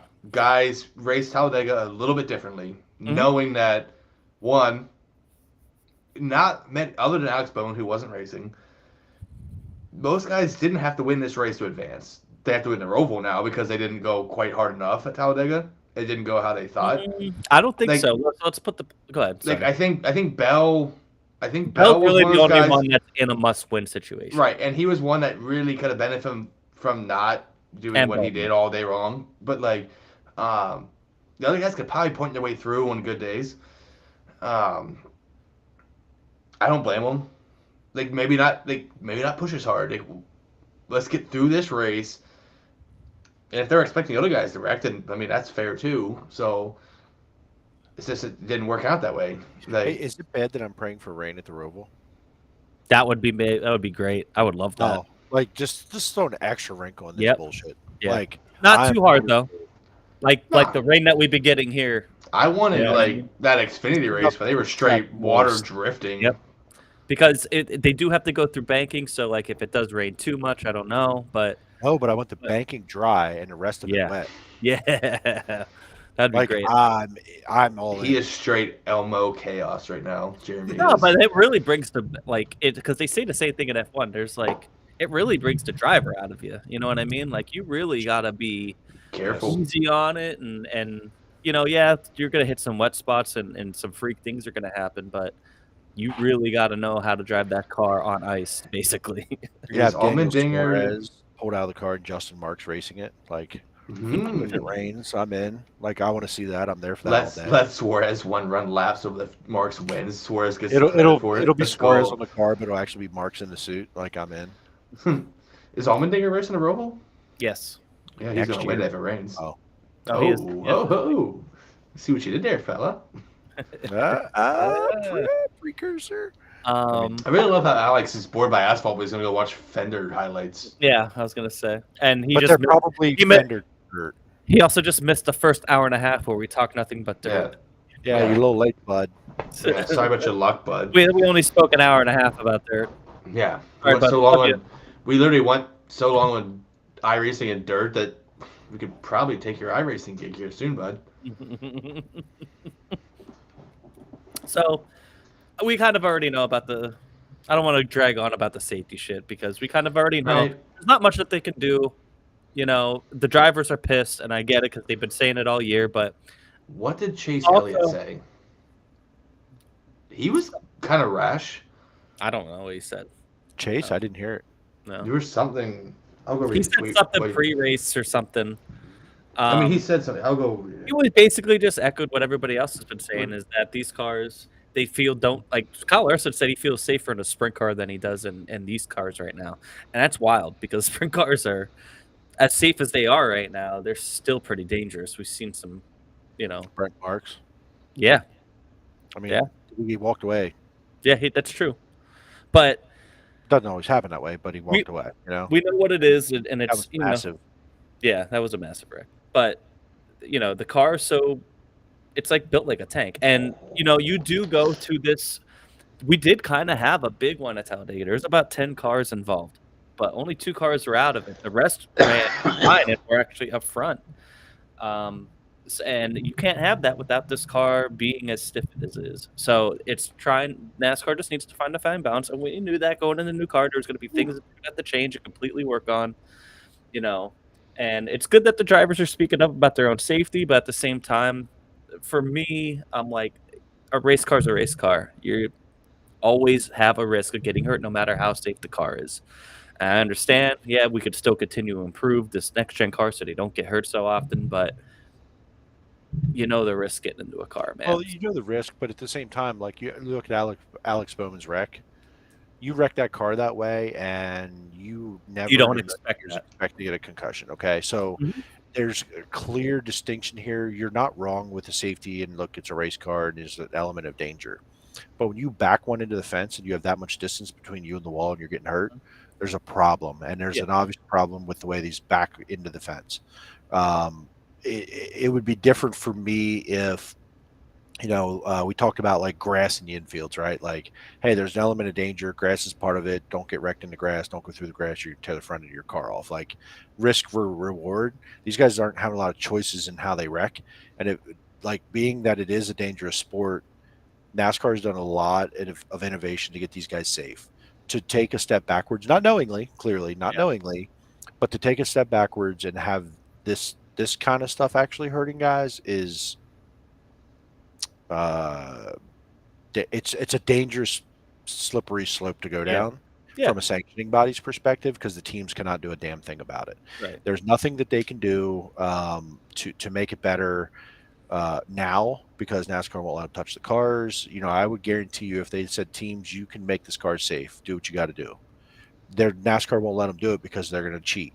Right. But there should be a compromise today.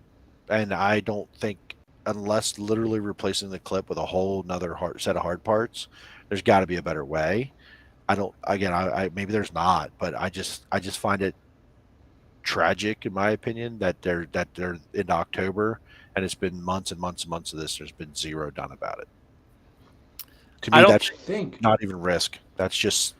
I agree. It seems like it's maybe waited a little too long, but I also don't think it's a I don't think it's a quick fix. I think they have to rebuild this entire rear end for them to They be able to might, do this. right? And that's not something you could do after all these chassis are already built. You know what I mean? And then you're going to ask people in the middle of the season to go and rebuild all this shit. You know what I mean? And, if that's what it takes, then that's what it takes. But they obviously don't deem it. I don't know. As a from somebody who doesn't know shit from shit. Go ahead. I'll just throw this out there. Did they not, on the redesign of the car, shorten the rear of the car up? Am I making that up in my head? They shortened that deck leg area some. Mm-hmm. Could that be some of the problem? No, that's more body. That's more your body and your body configuration to make it look more like a street car. Your actual chassis and your bars are similar length to the other car. But what's happened is the rear end, the design and structure of the rear end is not designed to flex at all. Yeah. And that was for the racing product. Well, it turns out when you back them into the fence, they do not bend at all. As we see, right? Okay. Yeah. And now the forces are going back to the driver. Yeah. If what you're saying is, Chris, if they had to shorten deck lid and it was smaller and the chassis was smaller and it bent and then the crashes were getting to the back of guys' seats, that would be what I was thinking about. That's right. I was just wondering. These aren't even bending the rear ends when they back them into the fence. Right. Like now I think Kurtz did because he backed it in Pocono across 3,000 feet of asphalt. But Alex Bowman spun out and it slid like 100 feet to the wall, backed it into the fence. The car probably could have rolled away and been okay, and he couldn't drive the car. Yeah. He did. He rolled back to pit road, fine, and rolled back to pit road and said, "I can't race this anymore." Yeah, it's sitting there like, good anymore, right? So I know you were good. I guess that was my question. I was just throwing it out there for someone smarter than us that's head engineering. Since they did shorten the rear end up, is that less space that can crush? But if it's not crushing to begin with, it doesn't actually matter. So, which is the problem? It should actually crush. Right. But we're used to seeing those guys pack it in there and just cave it in the whole ass end and being like, okay, you're toast. They're going to have to find a happy medium because the complaint before then was like, oh, these cars are disintegrating and we don't have, there's certain parts that are just falling right off the car and the damaged vehicle policy, and we're having to park cars when we could still be out there running. So they have to find the happy medium now because they made the cars tougher where they can, go through these wrecks and still run. The worst thing that happens half the time is they break a toe link unless they really, really wreck. But at that they can fix in time. But now they have to find a happy medium, and they kind of know that. Everybody kind of. I don't know. I think teams would give up the happy medium of a direct rear impact at this point, and keep their driver safe. Yeah, I'm just thinking like. But hindsight is 2020. I think. Let the chassis and that stuff be crushable. I think the biggest you already took the steel bodies off or whatever it was. Now you're carbon fiber, more like the Xfinity car is. Xfinity cars don't have this problem. They're crushable cars. Yes. Why not go in that direction? The carbon bodies. The problem with the steel bodies was just like slicing tires and shit like that. I think the diffuser is a big part. Could be. So you need to get air out of that. I don't know. So yeah, there's a lot of things that go into it, and that's why I'm saying I don't. I blame NASCAR for not maybe doing a little bit more research into this, but I don't blame them for not having a quick fix. I blame their initial data said that the crashes weren't any harder. It wasn't any more impacts to the driver. The testing that they did do, but the real life testing was when the drivers got in, it was too late. Yeah. They're right. Like they were doing data. They're like the data we're seeing doesn't say this to be accurate. That's right. You can argue that point. We don't know, but it's just numbers. Right, just numbers based on what they already know. Say, hey, go back this into the fence and tell me how you feel. It was all sensors and data and crash tests that they did simulated from previous crashes and known data. So that's right. Now this is an unknown. So I think drivers being really critical. I think Ross Chastain said something interesting, kind of saying Denny Hamlin's not the mouthpiece for every driver in the field. Thought that was interesting. Not really sure what we're talking about there, but that's something. Denny and Harvick have been by far those two vocal. Kind of commandeered this thing until Chase Elliott. I did find it basically saying we started series 1948. Paraphrasing a little bit, it's 2022. We should not be taking steps backwards. But I know he followed that up with it's Talladega. Guys are going to do what they have to do to win the race. So yeah. That's a young guy versus an old guy, though. Well, In both cases. That's the hey, I know what I'm getting into thing, Mhm. right? But they don't want to get hurt on a silly Alex specific Bowman spin. crash that these cars happen, that it happens a lot in, right? So I think that's the that's why I don't think you heard it much until recently. After Kurt's wreck, you started to hear it more. Yeah. Guys had concerns earlier in the season, but you didn't start hearing it from these drivers because I honestly believe there's probably people in the ear saying, "Hey, you know what you're getting into when you get in the car, And don't be that guy." I also think that they've been more sore. They were saying, "Oh, well, I'm way more sore after a wreck, even on the smaller impacts," but nobody was hurt. Nobody had broken bones. Nobody had anything medically wrong with them. Then with the concussions, now it's like, oh shit. To take your point farther. Nowhere to diagnose to begin with. Right. Step farther, it's who was wrecking early in the season. Harvick and Hamlin had these big hits over the last months, the last couple months since Kurt Busch's thing. Early in the season, it was a lot of the younger drivers. In the earliest season. There's a lot of people wrecking. But I'm talking like big hits, like Gregson at Atlanta, Bubba at Atlanta and Talladega and everywhere else. You're talking voices in a series. Mm-hmm. Yes, they're important, but they're not Kevin Harvick. They're not Denny Hamlin. They're not been around for 20-some year voices. Mm-hmm. And even Hamlin said before, when this all started, came momentum, he goes, I haven't had a big hit yet, until, boom, he had a big hit. He goes, oh, shit, that sucked. These guys, they're right. It was also almost 200 miles an hour in the rain.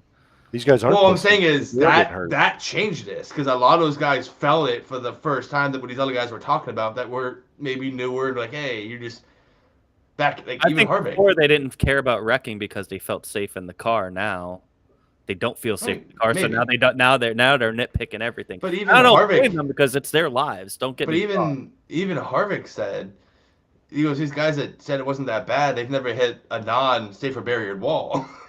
Right. And that's where these younger guys were hitting these things a ton. And they're like, oh, this hurts, whatever. And the older guys like, hey, toughen up, Buttercup. And now they're hitting like, oh no, you all were right. Like, there's also more to some degree of that. And then Kurt Busch going out, when Kurt Busch is talking, Kurt Busch's voice is one of those that matters. He's been around since 2000. Like, his voice carries weight. Yeah, and he's not in a car. Not he's publicly. Not saying anything either. Not publicly. You think these guys don't talk to him? Well, they do all the time, but he's not been back in a race car. That says enough. Right. I mean, I think that's the turning point. Are still racing, right? These guys that are still racing, and I'm glad. Like, I don't even know Harvick got a concussion. The hits he's taken have been right front. The right fronts aren't hurting guys. Guys that are getting hit with the right front, they're sore, but they're not getting concussions from hitting the right front.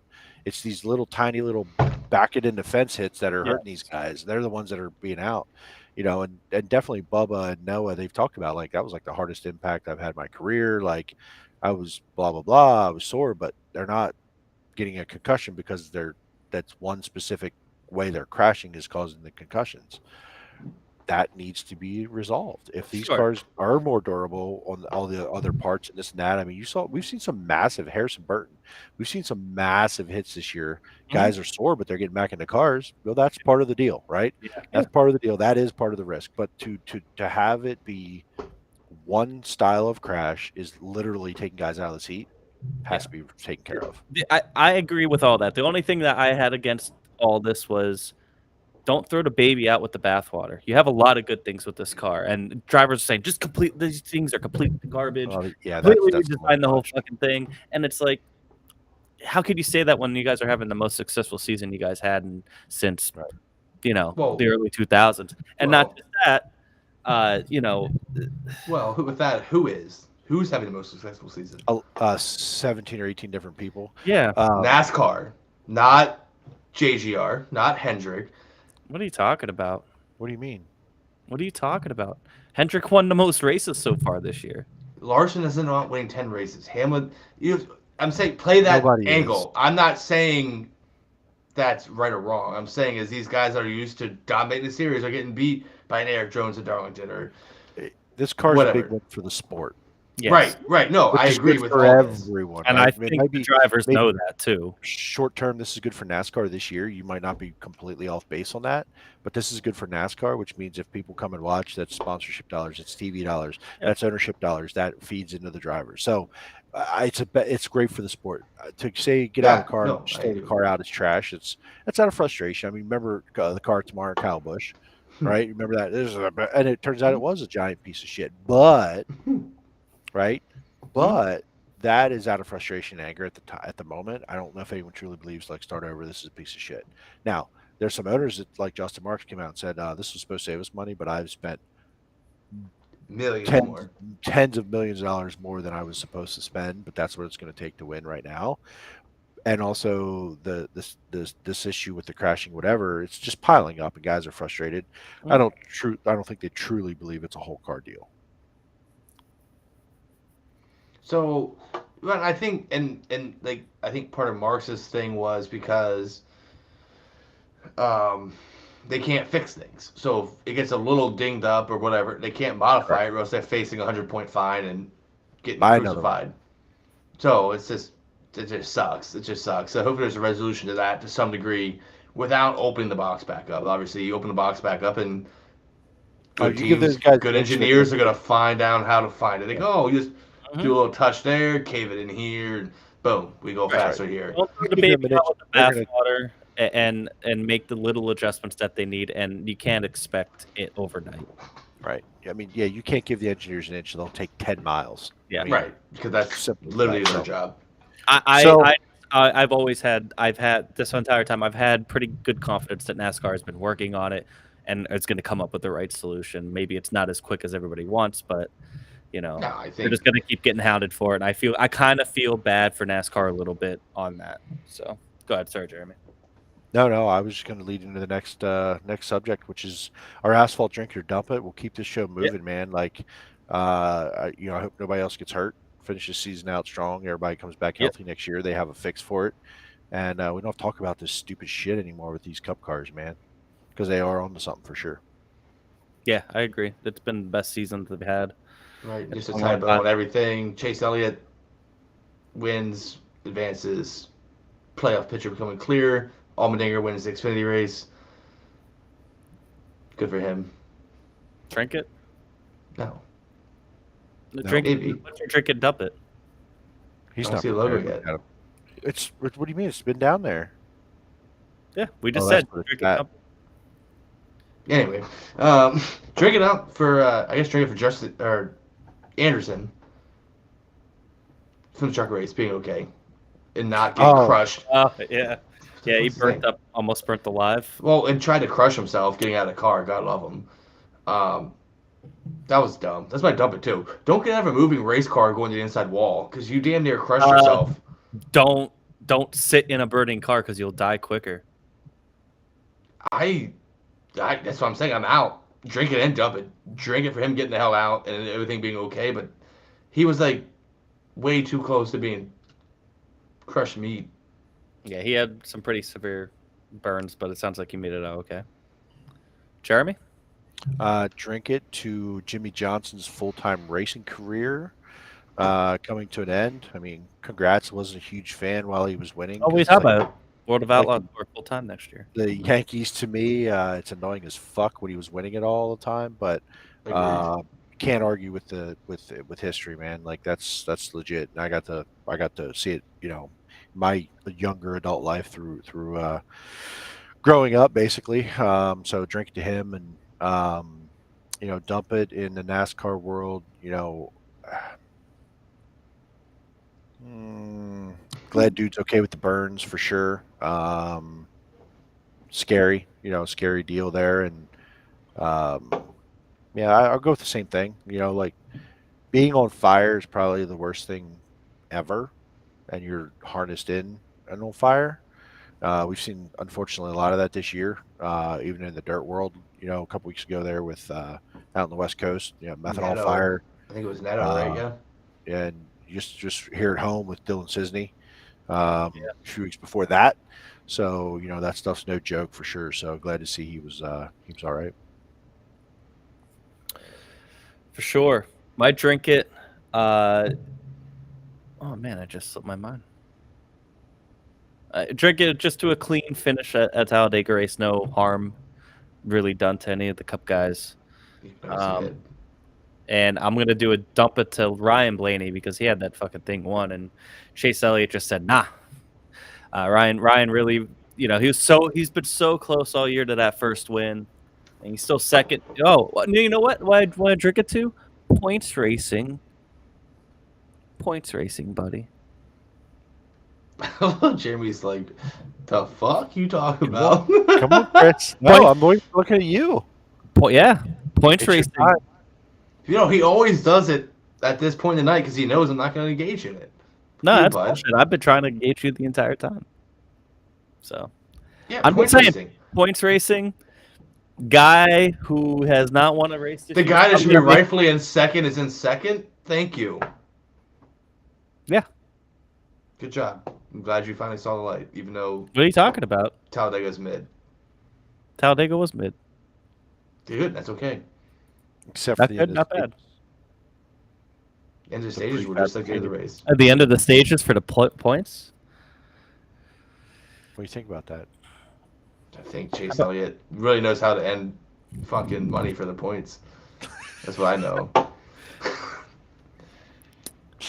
And I'm gonna so I'm dumping it to Ryan Blaney because he almost Larson's got that washed. You talk about Larson's washed. He don't want Larson don't want it anymore. He's right there, 18 points up on the cut line, bud. So there you go. Ryan Blaney's pretty much locked in. They could pretty much lock him in. Look at Ross, man, hanging around. Yeah, been kind of quiet too, hadn't he? This been lurking around, boys. Like I told you. I'm really excited for this round of 8 because I really think it is going to be the 8 best cars of the season.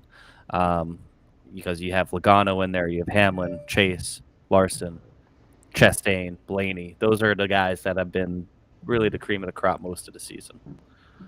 Always there. So, cheers for that. Look at the points working out. Oh, look at that. Just like Chris wanted it to. Shouldn't he? Oh, no, I mean, if that's the case, guy leading the points is leading the points. The guy who's second in points is second in points. Who would have fucking thunk it? Holy shit. Both of them almost got eliminated in the last 2 rounds. But they didn't. They didn't because of points. Because of straight luck. No, because But with that, Chase Elliott will rightfully be at Phoenix now because he's going to lock in there, just buy off his playoff points. Fabricated horse shit, but it's fine. He's in. Come on, tell us about it. Not at the 2-hour mark, boys. Not doing it at the 2-hour mark. Logo's up. Blood pressure's up. Tell us how much you love the playoffs, Chris. No, let it rip, Tater Chip. Doing it at the 2-hour mark. The playoffs are dumb. You guys every week with your shit. Playoffs are dumb. All right, They are dumb. They are playoffs are dumb. That's all we got, boys. That's all we got. That's all we're gonna have this week. Thanks for coming out. Thanks for Jack Young and Andrew May for joining the show. That was a lot of fun. Hopefully, some more fun here in the next couple of weeks that we could chat about on the program. Thanks for everybody chiming in on Facebook and Twitter and Twitch and the Insta face and the gram of book. Appreciate everybody chiming in, watching, man. Like, want to help this grow and turn this into something. It's a lot of fun, and we've had a lot of our close circle guys on, and we want to expand that circle. But look, it's here. We're here to have fun and talk some racing and have a good time with it. And as the circle grows, we hope to get more people watching and engaging with us. Invite people to watch it, check it out, enjoy a few minutes, step out, come back, watch it later. We don't give a shit. Just do something. Right. Hang out with us. A couple more weeks, we're gonna be out of racing. It's a lot of time to interview guests, get your brand out there, and hear what you're doing. iRacing, whatever you do, not Smeal, he's fired, but everyone else. You know what? I do want to drink at the Smeal for filling in last week and doing a pretty good job. I'll give him that. Oh, I didn't even know this. I missed it. He filled in for me. And Jimmy. And me. It was just me, him, and Josh. Yeah. Well, I'm glad you invited me back, man. Smeal's a superstar. So, in any case, keep building, keep giving us feedback, everything so we can learn from. I love you just takes on the chin like a fucking fuck. And I want to dump it for Jack Young yelling LDS for Love David Smeal on the way out of Williams Grove. I did not appreciate that. That was very weird. What did Smeel say here earlier? By the way, something about Jay-Z called out to a lot of people Friday. LO. What Yeah. does that He doesn't mean? even know what the fuck he said. Apparently, you called out to a lot of people Friday. LO. I'm guessing you said LOL. I don't know. I've been looking at that for like an hour, and I still don't know what it means. It's like 6 words that I can't put together to make it make sense. 6 words doesn't make a sentence. I don't know what I did. They'll have to explain that one to me in a different language, I guess. But yeah, back next week. Who's here next week? We're back. Is Josh? We're Aaron back. I don't know. Hopefully Josh should be back. I think he's back. I think he said he's back. Josh Aaron is more like our demigod. He just shows up and then just yeah. Josh was in the kind of like the line of fire of Hurricane Ian. He is okay though. So and that right, and he killed the Queen as he told us last week. So, he's had a busy week.